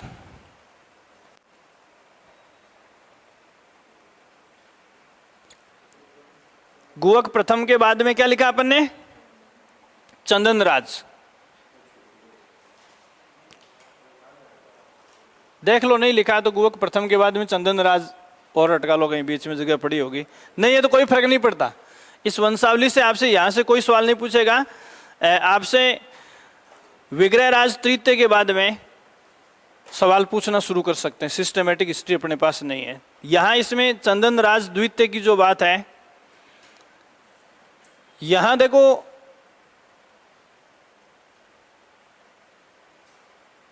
मैंने अभी आपको एक चीज बताई है कि ये सामंत थे और धीरे धीरे प्रतिहार क्या हो गए? कमजोर हो गए। तो प्रतिहारों का जो क्षेत्र है उसको जीतकर अपने क्षेत्रों में मिलाना इन्होंने शुरू कर दिया था। तो यहाँ पहला सवाल लिखो आप इसमें, चंदन राज द्वितीय, और इसमें लिखो प्रतिहारों को हराकर अपने राज्य में मिलाना शुरू किया। वैसे इंपॉर्टेंट है नहीं, लेकिन एक हिंट है कि मतलब इनका आपसी संबंध क्या था। अपने राज्य में मिलाना शुरू किया।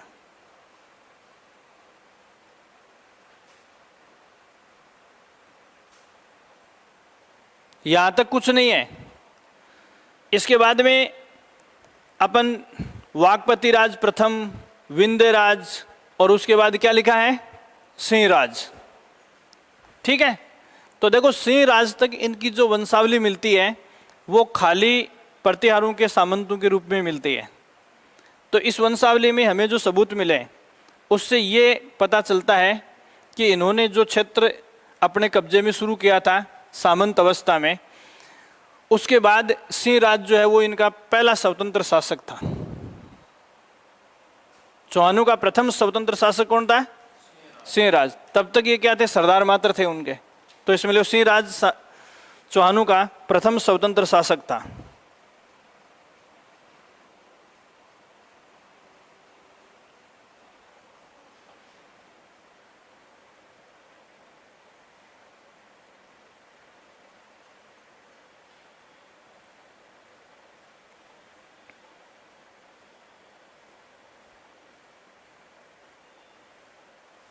ठीक है?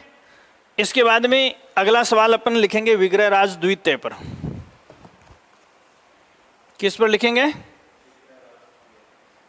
विग्रह राज द्वितीय पर। देखो इससे पहले या तो ये सामंत थे या फिर सिंह राज के बाद में अगर कोई हुआ है तो वो कोई इतना प्रभावशाली नहीं था। चौहान राजवंश का पहला प्रतापी शासक। प्रतापी किसको कहते हैं? जो अपनी हार का लोहा मनवा ले, अपने बलबूते पर लोगों से धन की या टैक्स की वसूली कर ले, या दूसरे क्षेत्रों को जीतकर अपने प्रदेश में मिला ले, है प्रतापी शासक उनको कहते थे। तो चौहान राजवंश का प्रथम प्रतापी शासक किसको कहते हैं? तो इसमें लिखो चौहानों का प्रथम प्रतापी शासक।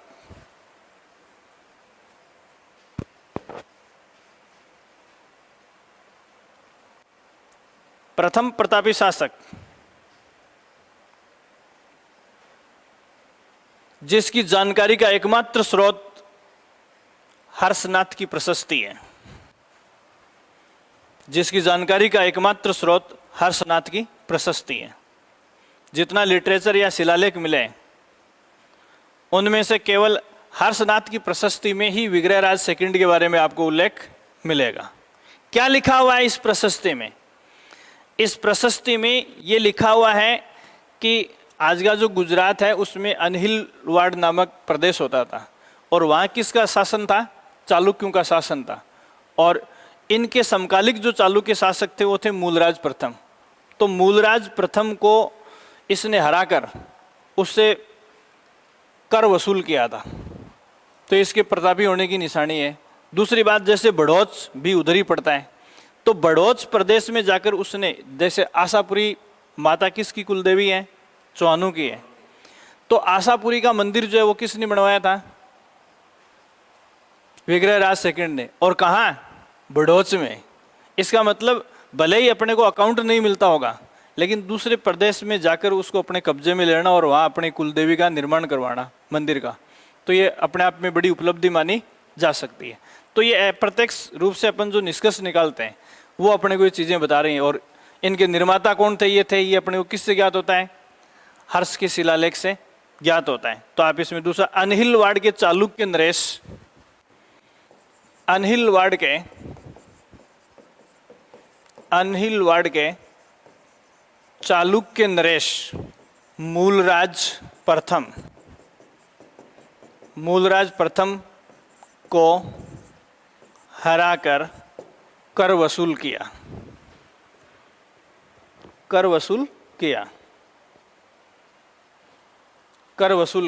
दूसरा, इसमें बड़ौच में अपनी कुलदेवी, ये प्रतापी क्यों था? ये संकेत है। बड़ौच में अपनी कुलदेवी आशापुरी माता का मंदिर बनवाया। आशापुरी माता का मंदिर बनवाया। आशापुरी माता का मंदिर बनवाया।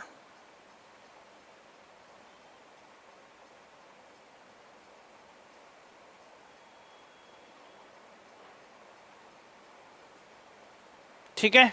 इसके बाद में अगला सवाल बनता है पृथ्वीराज प्रथम के बारे में।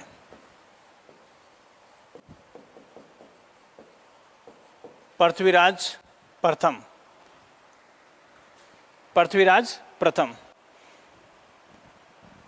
अब देखो, अभी थोड़ी देर पहले मैं आपको बता रहा था कि इनकी वंशावली का उल्लेख अपने को कहाँ मिलता है?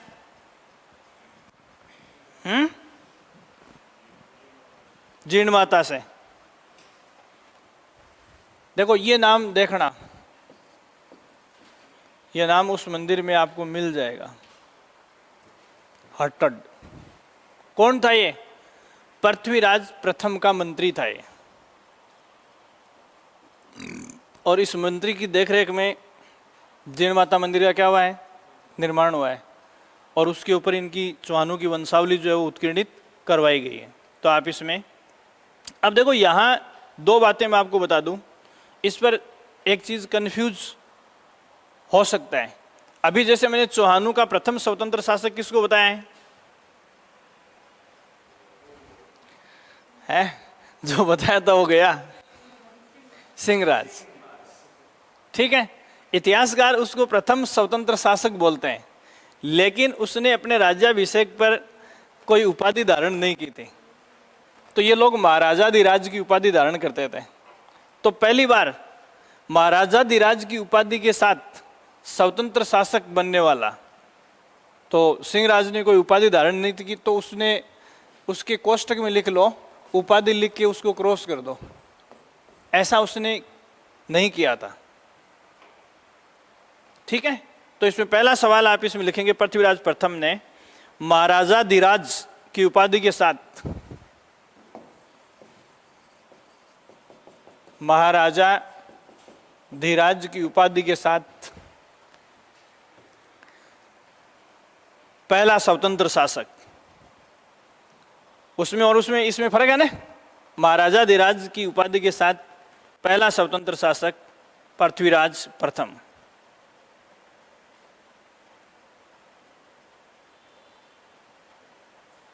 दूसरा सवाल, पृथ्वीराज प्रथम के मंत्री हट्टड ने, पृथ्वीराज प्रथम के मंत्री हट्टड ने जिणमाता मंदिर का निर्माण करवाया।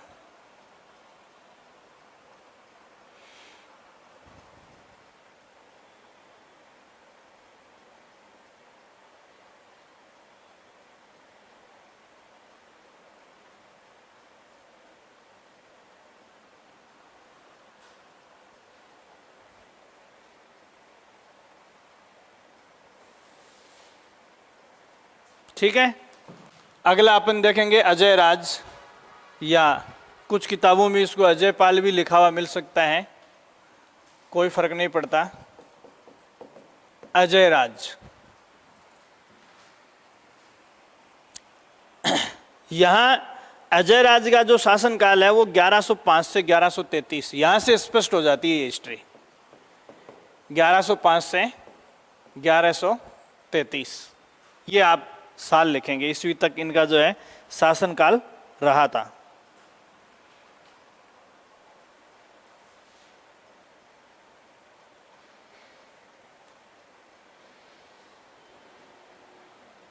क्या शुरू होता है यहां से, देखो स्पष्ट हिस्ट्री अपने को मिलती है। इतिहास में दो शब्द होते हैं, ऐतिहासिक काल और प्राग ऐतिहासिक काल।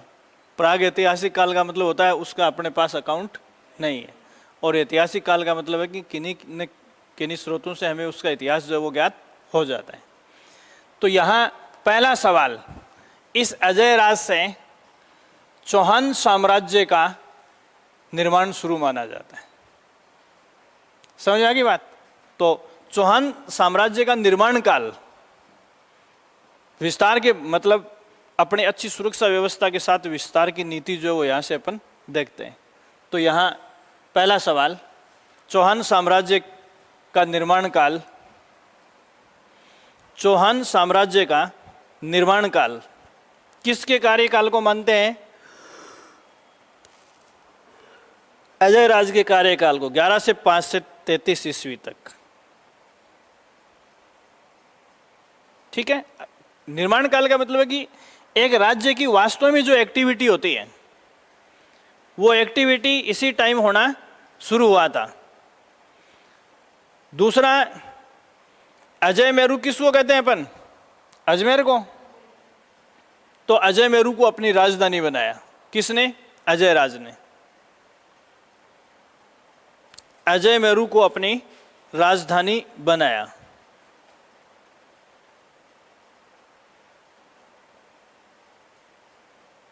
अपनी राजधानी बनाया।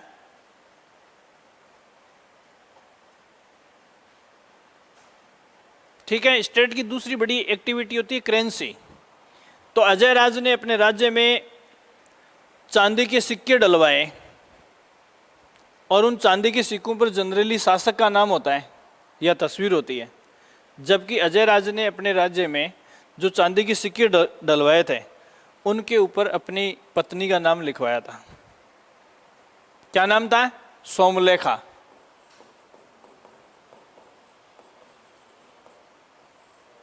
इस नाम से जो सिक्के प्रचलित हुए थे वो चौहान राजवंश में अजय राज ने प्रचलित किए थे। नाम लिखवाना बड़ी बात है या अच्छी बात नहीं है, बुरी बात है, हैं? किसी भी पदार्थ के ऊपर पत्नी पति का या पति पत्नी का नाम खुदवा रहा है, इसका मतलब जल्दी उसको दिवंगत देखना चाहता वो यादों में, हैं? तो इसमें लिखो, चांदी के सिक्के डलवाकर चांदी के सिक्के डलवाकर उन पर अपनी पत्नी सोमलेखा का नाम खुदवाया।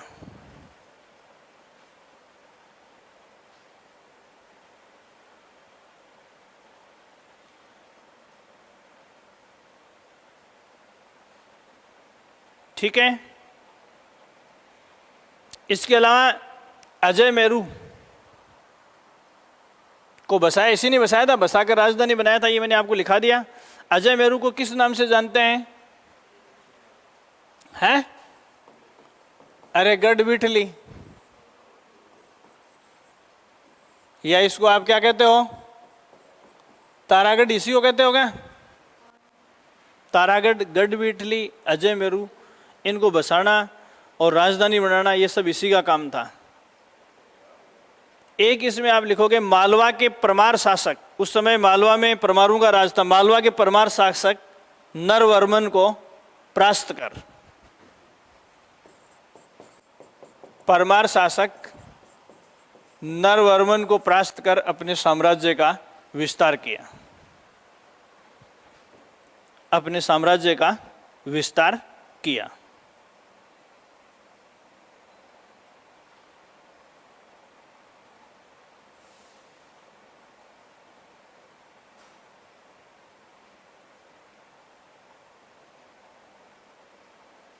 इसके बाद में आप लिखोगे विग्रहराज, अर्णोराज।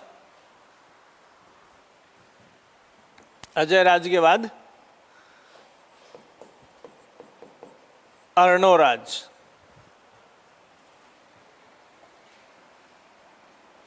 अर्णोराज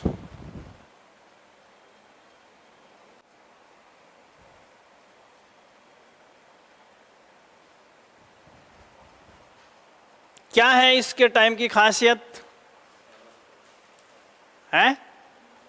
आना सागर झील अजमेर में बनवाई, लिख लो।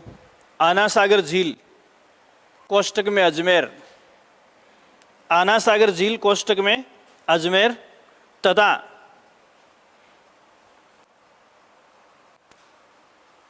विष्णु का वर्रा मंदिर, बहुत ही शानदार स्ट्रक्चर है वर्रा मंदिर, ये कहाँ है? पुष्कर में।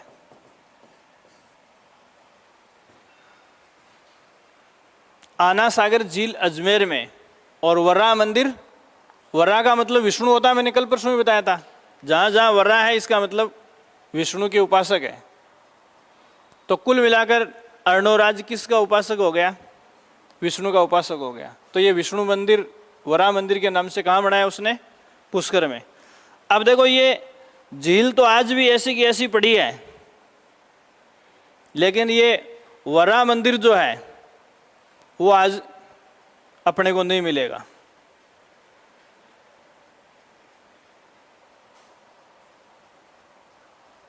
वैसा का वैसा खंडहर टाइप बन गया है। तो सवाल ये बनता है कि किस शासक ने इसे तुड़वाया? इसके ऊपर से स्ट्रक्चर अब भी है, लेकिन अंदर इसके जो मूर्तियां थी वो आज उस मूल स्वरूप में नहीं है। तो इसके नीचे कोष्टक में लिख लो आप, वर्रा मंदिर की मूर्तियों को जहांगीर ने तुड़वाया।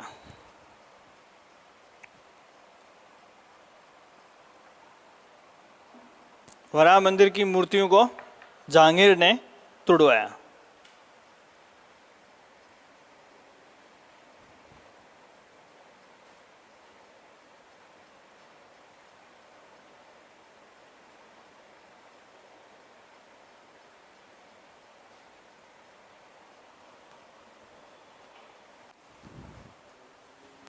ठीक है। अपने पुत्र जगदेव द्वारा हत्या,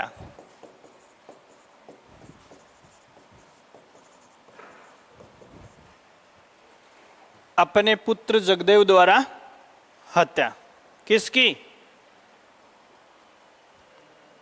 अर्णोराज की। क्या हो गया ये? चौहानों का पितृहंता। कौन था? जगदेव।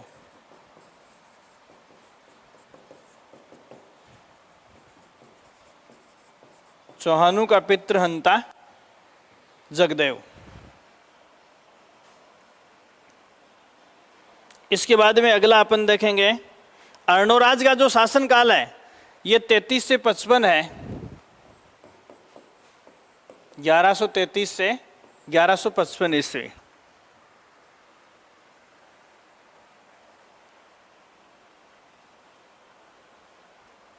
फिर लिखो आप इसमें विग्रहराज चतुर्थ, जिसको अपन क्या कहते हैं, बिसलदेव।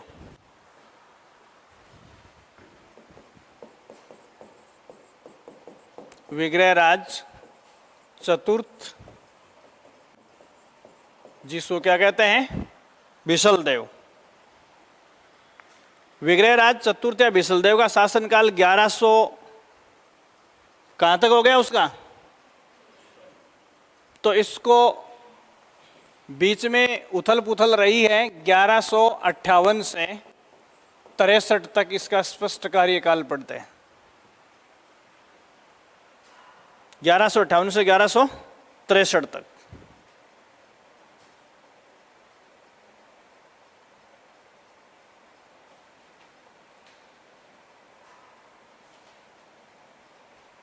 बिसलसर झील कहाँ है भाई,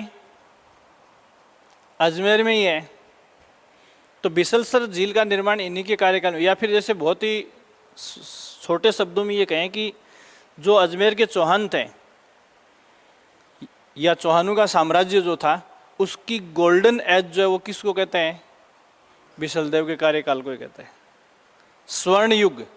स्वर्ण युग का इसका मतलब है कि डेवलपमेंट ज़्यादा और विनाश कम।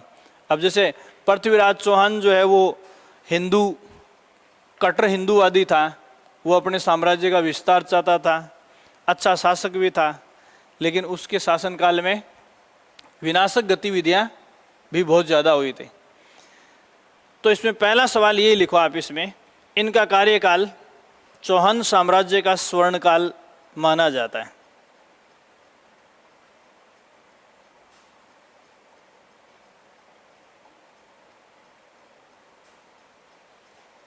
ठीक है। दूसरा सवाल, बिसल सागर बांध,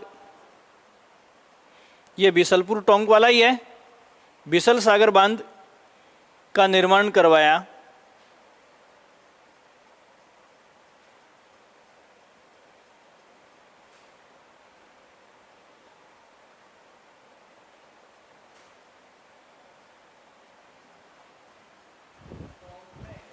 हाँ, अब टोंक में पड़ता है ये। उस टाइम के राज्यों की सीमाएं अलग थी, ये बिसलपुर बांध और इसके आसपास का ही है ना। और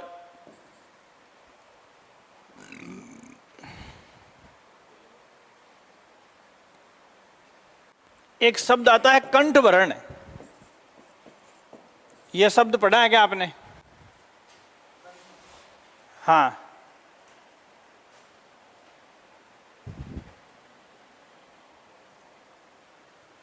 नहीं पढ़ा? इससे पहले यह शब्द भी हो सकता है, ये लो, सरस्वती कंठभरण क्या है?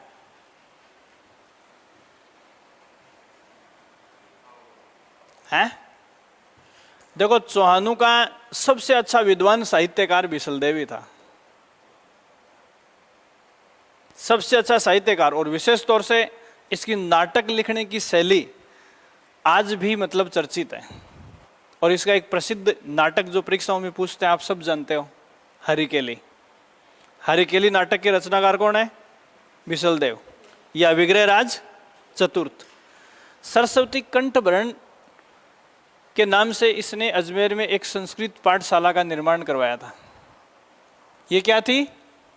एक संस्कृत पाठशाला थी।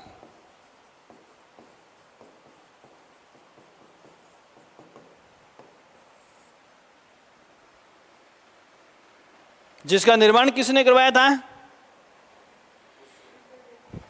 ठीक है। कुतुबुद्दीन ऐबक कौन था?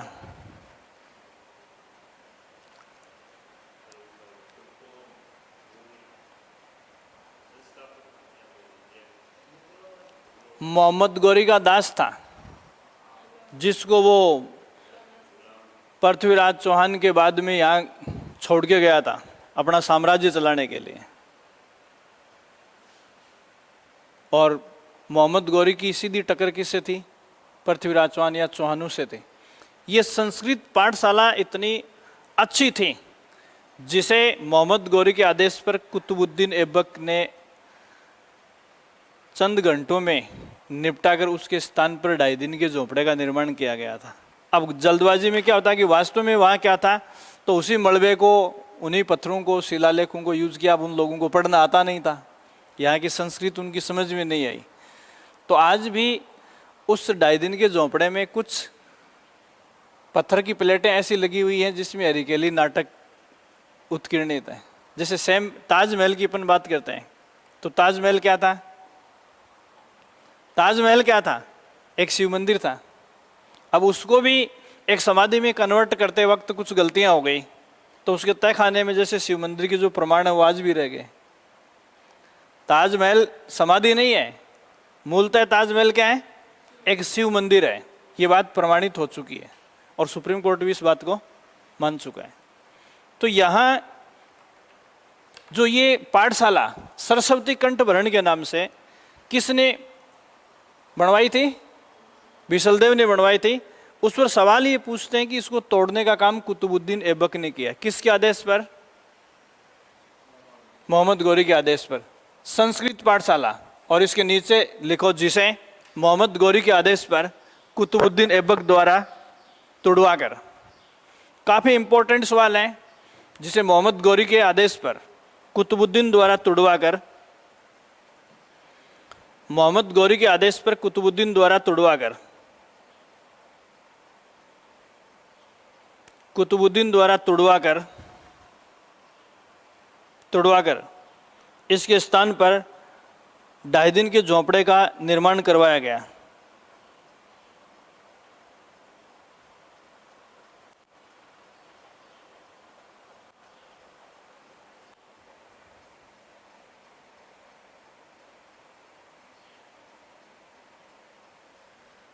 जिसकी दीवारों पर आज भी हरिकेली नाटक देखा जा सकता है।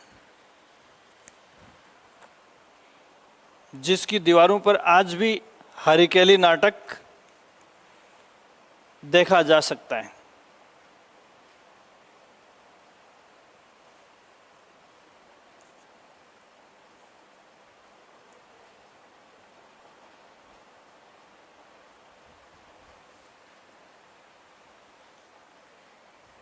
वो एक जो नाम मैंने लिखाया था ने, एक शब्द और आता है, वो सोमवती या सोमल देवी जो है ना, सिक्कों पर अजय राज ने खुदवाया था, उसके साथ ये नाम भी लिख लेना, अजय प्रिय दमस। अजय राज ने अपना नाम भी एक तरफ खुदवाया था उसमें, अजय प्रिय दमस तथा सोमल देवी या सोमवती। तो अजय प्रिय दमस, अजय राज के सिक्कों पर खुद का नाम जो है इस नाम से उसने अंकित करवाया था।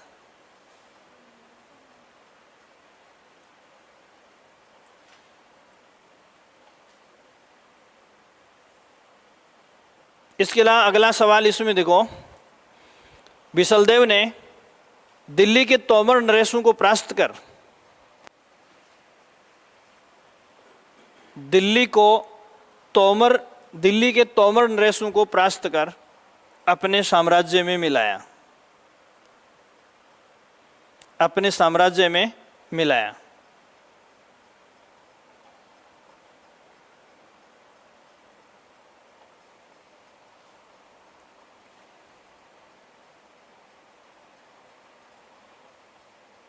तोमर नरेशों को हराकर अपने साम्राज्य में मिलाया। देखो दो बड़ी बातें हैं यहां। दिल्ली को पहली बार जीता किसने? बिसलदेव ने। दिल्ली को अपनी राजधानी किसने बनाया था? पृथ्वीराज चौहान ने। ये आगे पढ़ेंगे अपन। तो दिल्ली को जीतने का काम उससे पहले ही हो चुका था। दूसरा सवाल आप इसमें लिखेंगे, बिसलदेव के आश्रित कवि सोमलदेव सूरी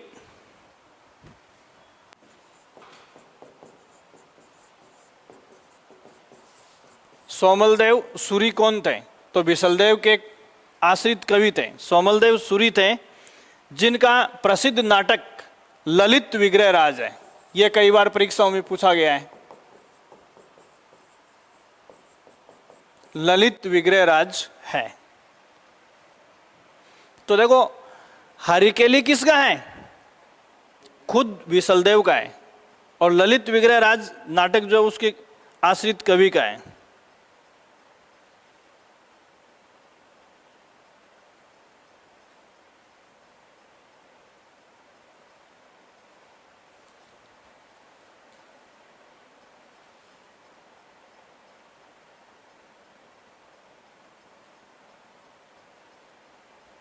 ठीक है। अब इस पर जैसे अभी अपन किसकी बात कर रहे थे, आपसे ढाई दिन के झोंपड़े पर सवाल पूछा जाए, ढाई दिन का झोंपड़ा क्या है, इस पर क्या सवाल पूछ सकते हैं? मूलतः क्या है? सरस्वती कंठभरण या संस्कृत पाठशाला है, जिसका नाम मैंने अभी आपको बताया, संस्कृत पाठशाला है। जिसे ढाई दिन का झोंपड़ा अपन कहते हैं, वहां आज की डेट में झोंपड़े जैसी कोई चीज है ही नहीं। वहां झोंपड़े जैसी कोई चीज नहीं है। जिस 60 आवर्स में, 60 घंटे में जिस झोंपड़े का निर्माण करवाया बता रहे हैं इतिहासकार, उसको न केवल हिंदू इतिहासकार बल्कि बहुत सारे, जैसे खजरान एक प्रसिद्ध मुस्लिम इतिहासकार है, वो खुद लिखता है कि वहाँ ऐसा झोंपड़े जैसी कोई स्ट्रक्चर है ही नहीं। तो फिर यहाँ है क्या? झोंपड़ा नहीं है। यहाँ ढाई दिन का उर्स लगता है, मेला। ढाई दिन का उर्स लगता है। और ये उर्स किसको समर्पित है? पंजाब शाह पीर को। तो ये ढाई दिन झोंपड़े की बजाय किसको समर्पित हो गए? ढाई दिन का मेला हो गया है, पंजाब शाह पीर को समर्पित उर्स है ये। तो झोंपड़े की बजाय आप यहां क्या पढ़ोगे? उर्स पढ़ोगे। क्या है?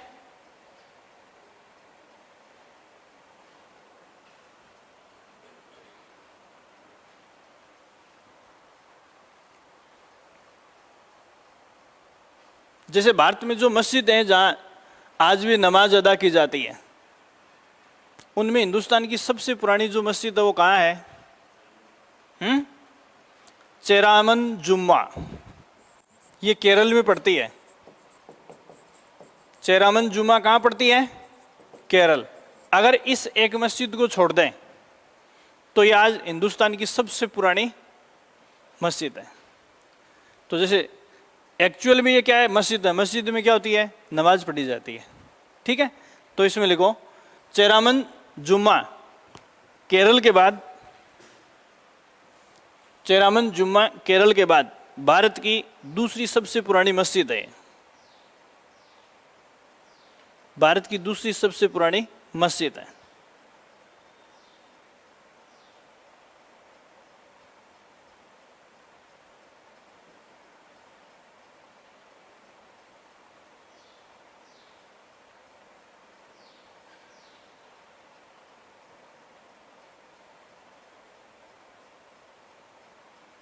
ठीक है। इसके बाद में अपन जो देखते हैं विग्रहराज चतुर्थ। ठीक है। इस पर जो सवाल पूछा जाता है,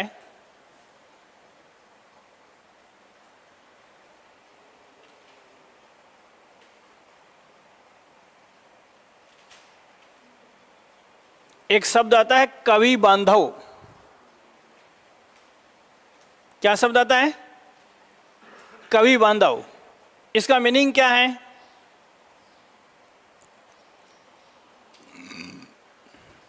कवि बांधव का मीनिंग क्या है? पढ़ा गया शब्द कहीं? कवि बांधव की उपाधि किसे दी जाती है? विग्रहराज चतुर्थ को।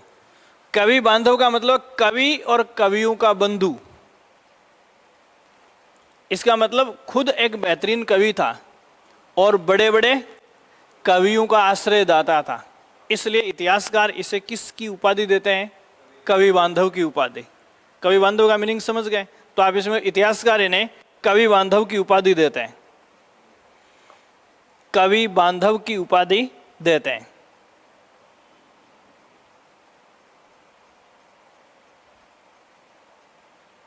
ठीक है, यहां से 3 चीजें आपको ध्यान में रखनी है। देखो, विग्रहराज प्रथम यहां लिखोगे हरिकेली। क्या लिखोगे? हरिकेली। दूसरा आप इसमें लिखोगे सोमदेव ललित विग्रहराज।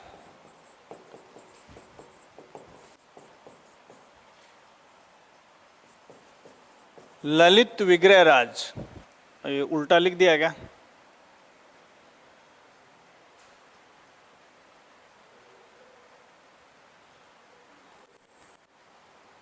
विग्रहराज प्रथम लिख दिया क्या?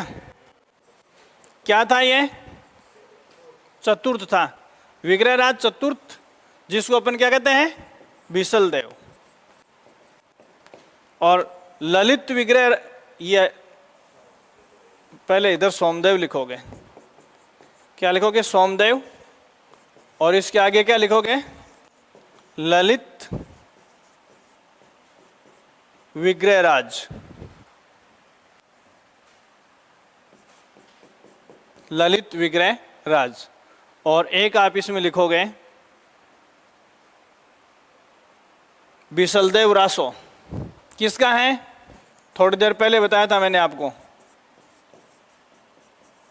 नरपति नाल है।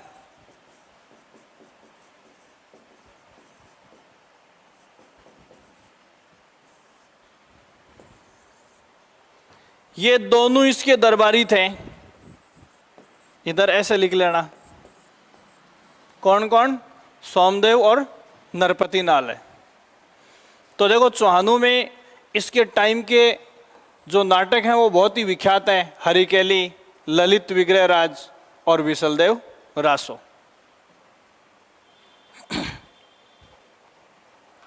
एक खुद बिसलदेव ने रचा है और 2 इनके दरबारियों ने। मल्टीपल मैचिंग में तीनों ही सवाल क्या है? इंपॉर्टेंट है। इसको कवि बांधव की उपाधि दी जाती है क्योंकि ये स्वयं अच्छा कवि था और बड़े बड़े कवियों का क्या था? आश्रयदाता था, शरण देने वाला था।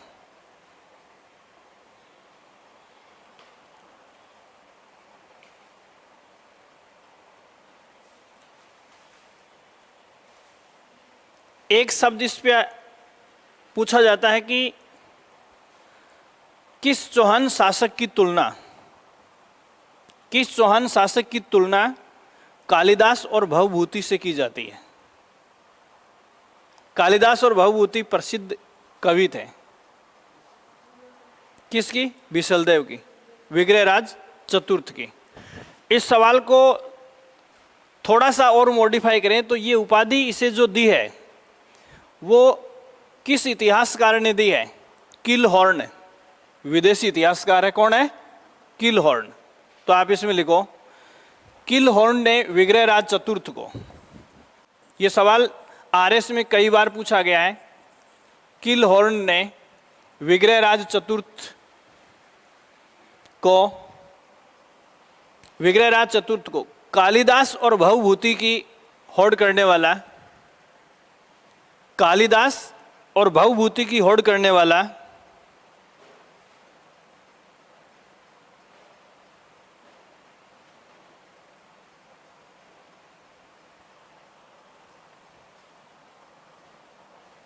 कालिदास और भवभूति की होड़ करने वाला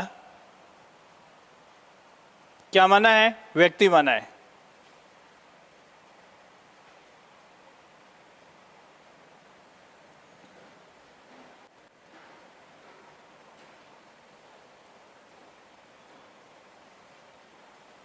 समझ आ गई बात? एक जैसे उसको कई बार, अभी अपन जिसकी बात कर रहे थे 2.5 दिन के झोंपड़े की, उसमें टोटल 16 पिलर हैं। तो कई बार इसको घुमा के ऐसे पूछ लिया जाता है कि 16 खंभों का महल कहाँ है। तो लिख लो आप इसमें, ढाई दिन के झोंपड़े के नीचे कोष्टक में लिख लो हेडिंग में ही 16 खंभों का महल या 16 खंभों की मस्जिद। बात एक ही है, 16 खंभों का महल या 16 खंभों की मस्जिद।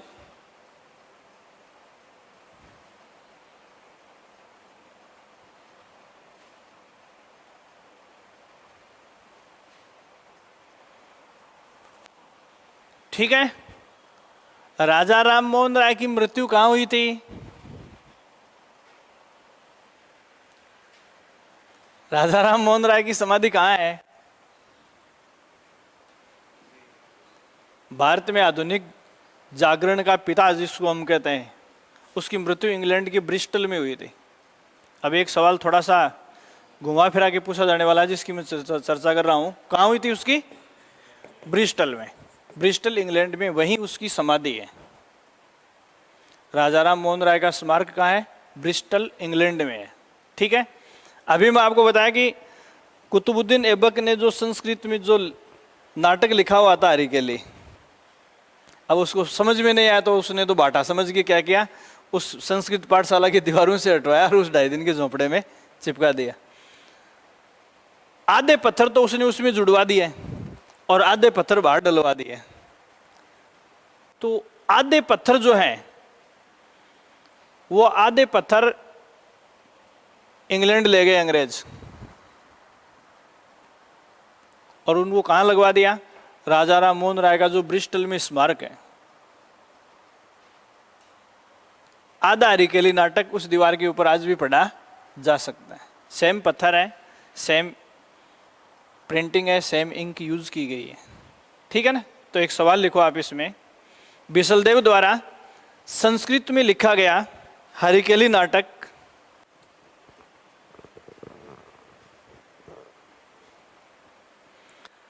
बिसलदेव द्वारा संस्कृत में लिखा गया हरिकेली नाटक का आधा भाग अढ़ाई दिन के झोंपड़े में, आधा नाटक अढ़ाई दिन के झोंपड़े में तथा आधा नाटक ब्रिस्टल इंग्लैंड में,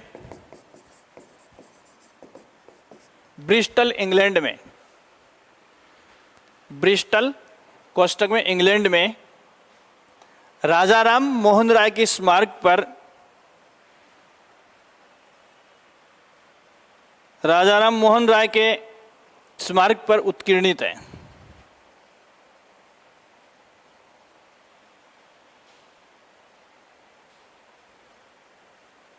उत्कीर्णित है। ठीक है। ये कुछ सवाल बिसलदेव के टाइम पर आपसे पूछ सकते हैं। इसके अलावा इसके बाद में मैंने आपको अपर रांगे बताए और अपर रांगे की मृत्यु के बाद में पृथ्वीराज द्वितीय बताया। पृथ्वीराज द्वितीय निसंतान मर गया था। ठीक है। तो अपर रांगे का एक भाई था, मतलब विग्रहराज चतुर्थ का पुत्र एक अपर रांगे हो गया और दूसरा सोमेश्वर हो गया। तो अपर रांगे की मृत्यु के बाद अपर रांगे का पुत्र जो पृथ्वीराज सेकंड शासक बना, ठीक है, वो निसंतान मर गया। तो सोमेश्वर क्या हो गया? उसका चाचा हो गया। देखो इधर अभी थोड़ा सा इसको अपन समझें। ये बिसलदेव है, थोड़ा सा समझ लेना, इसको ज़्यादा याद रखने की जरूरत नहीं है, सवाल तक जाएंगे। बिसलदेव के पुत्रों में अपन किसकी बात करते हैं? अपर रांगे की बात करते हैं। और इधर मैं किसकी बात कर रहा हूँ? सोमेश्वर की बात कर रहा हूँ। ये इसका उत्तराधिकारी बना। इसके बाद में इसका पुत्र पृथ्वीराज सेकंड बना। ठीक है। ये आदमी कहाँ था? ये गुजरात के शासकों के दरबार में अपनी सेवाएं दे रहा था। और गुजरात में जयसोम और कुमारपाल, इन दोनों के कार्यकाल में ये रहा था। जयसोम और कुमारपाल के दरबार में इसने अपनी सेवाएं दी। इसी दौरान ये निसंतान मर गया। तो इसके बाद में जो है वो उत्तराधिकारी कौन बना? सोमेश्वर बना, जो कि कौन थे? पृथ्वीराज तृतीय या राय पिथौरा के पिता थे। समझ आ गई बात? तो यहाँ इसके बारे में और इसके बारे में आपको पढ़ने की जरूरत नहीं है, कहानी समझ में आ गई होगी। समझने के लिए आप यहाँ इसके लिए निसंतान मृत्यु लिख दो और जैसा मैंने लिखा है वैसा का वैसा छाप सकते हो आप, ठीक है ना। तो ये किस्सा जो है वो आपको समझने के लिए है। अब अगला सवाल आपसे जिस पर पूछ सकते हैं वो कौन है? सोमेश्वर है।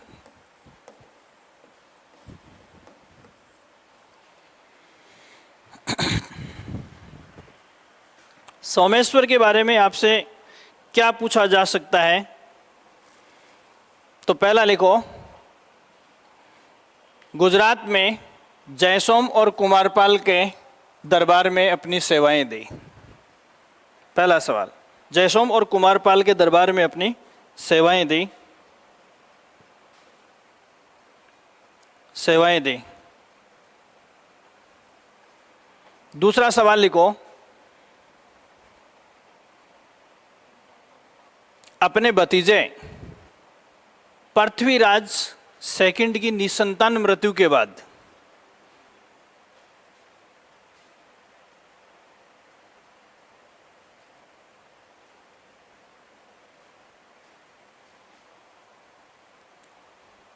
अपने भतीजे पृथ्वीराज सेकंड की निसंतान मृत्यु के बाद अजमेर का शासक बना।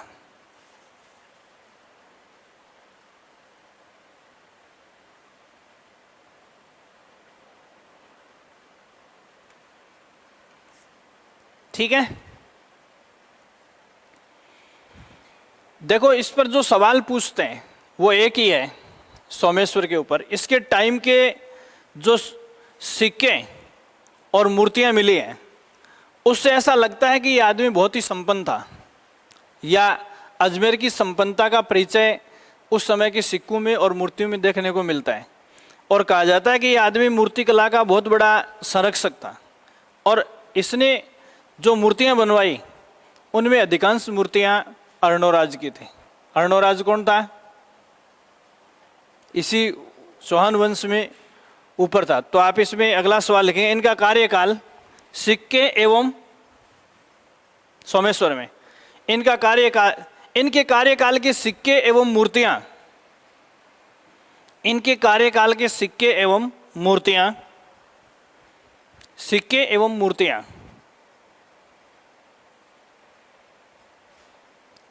इसकी समृद्धि का परिचय देते हैं। इसकी समृद्धि का परिचय देते हैं। इस काल की अधिकांश मूर्तियां, इस काल की अधिकांश मूर्तियां अर्णोराज की है। अधिकांश मूर्तियां अर्णोराज की हैं।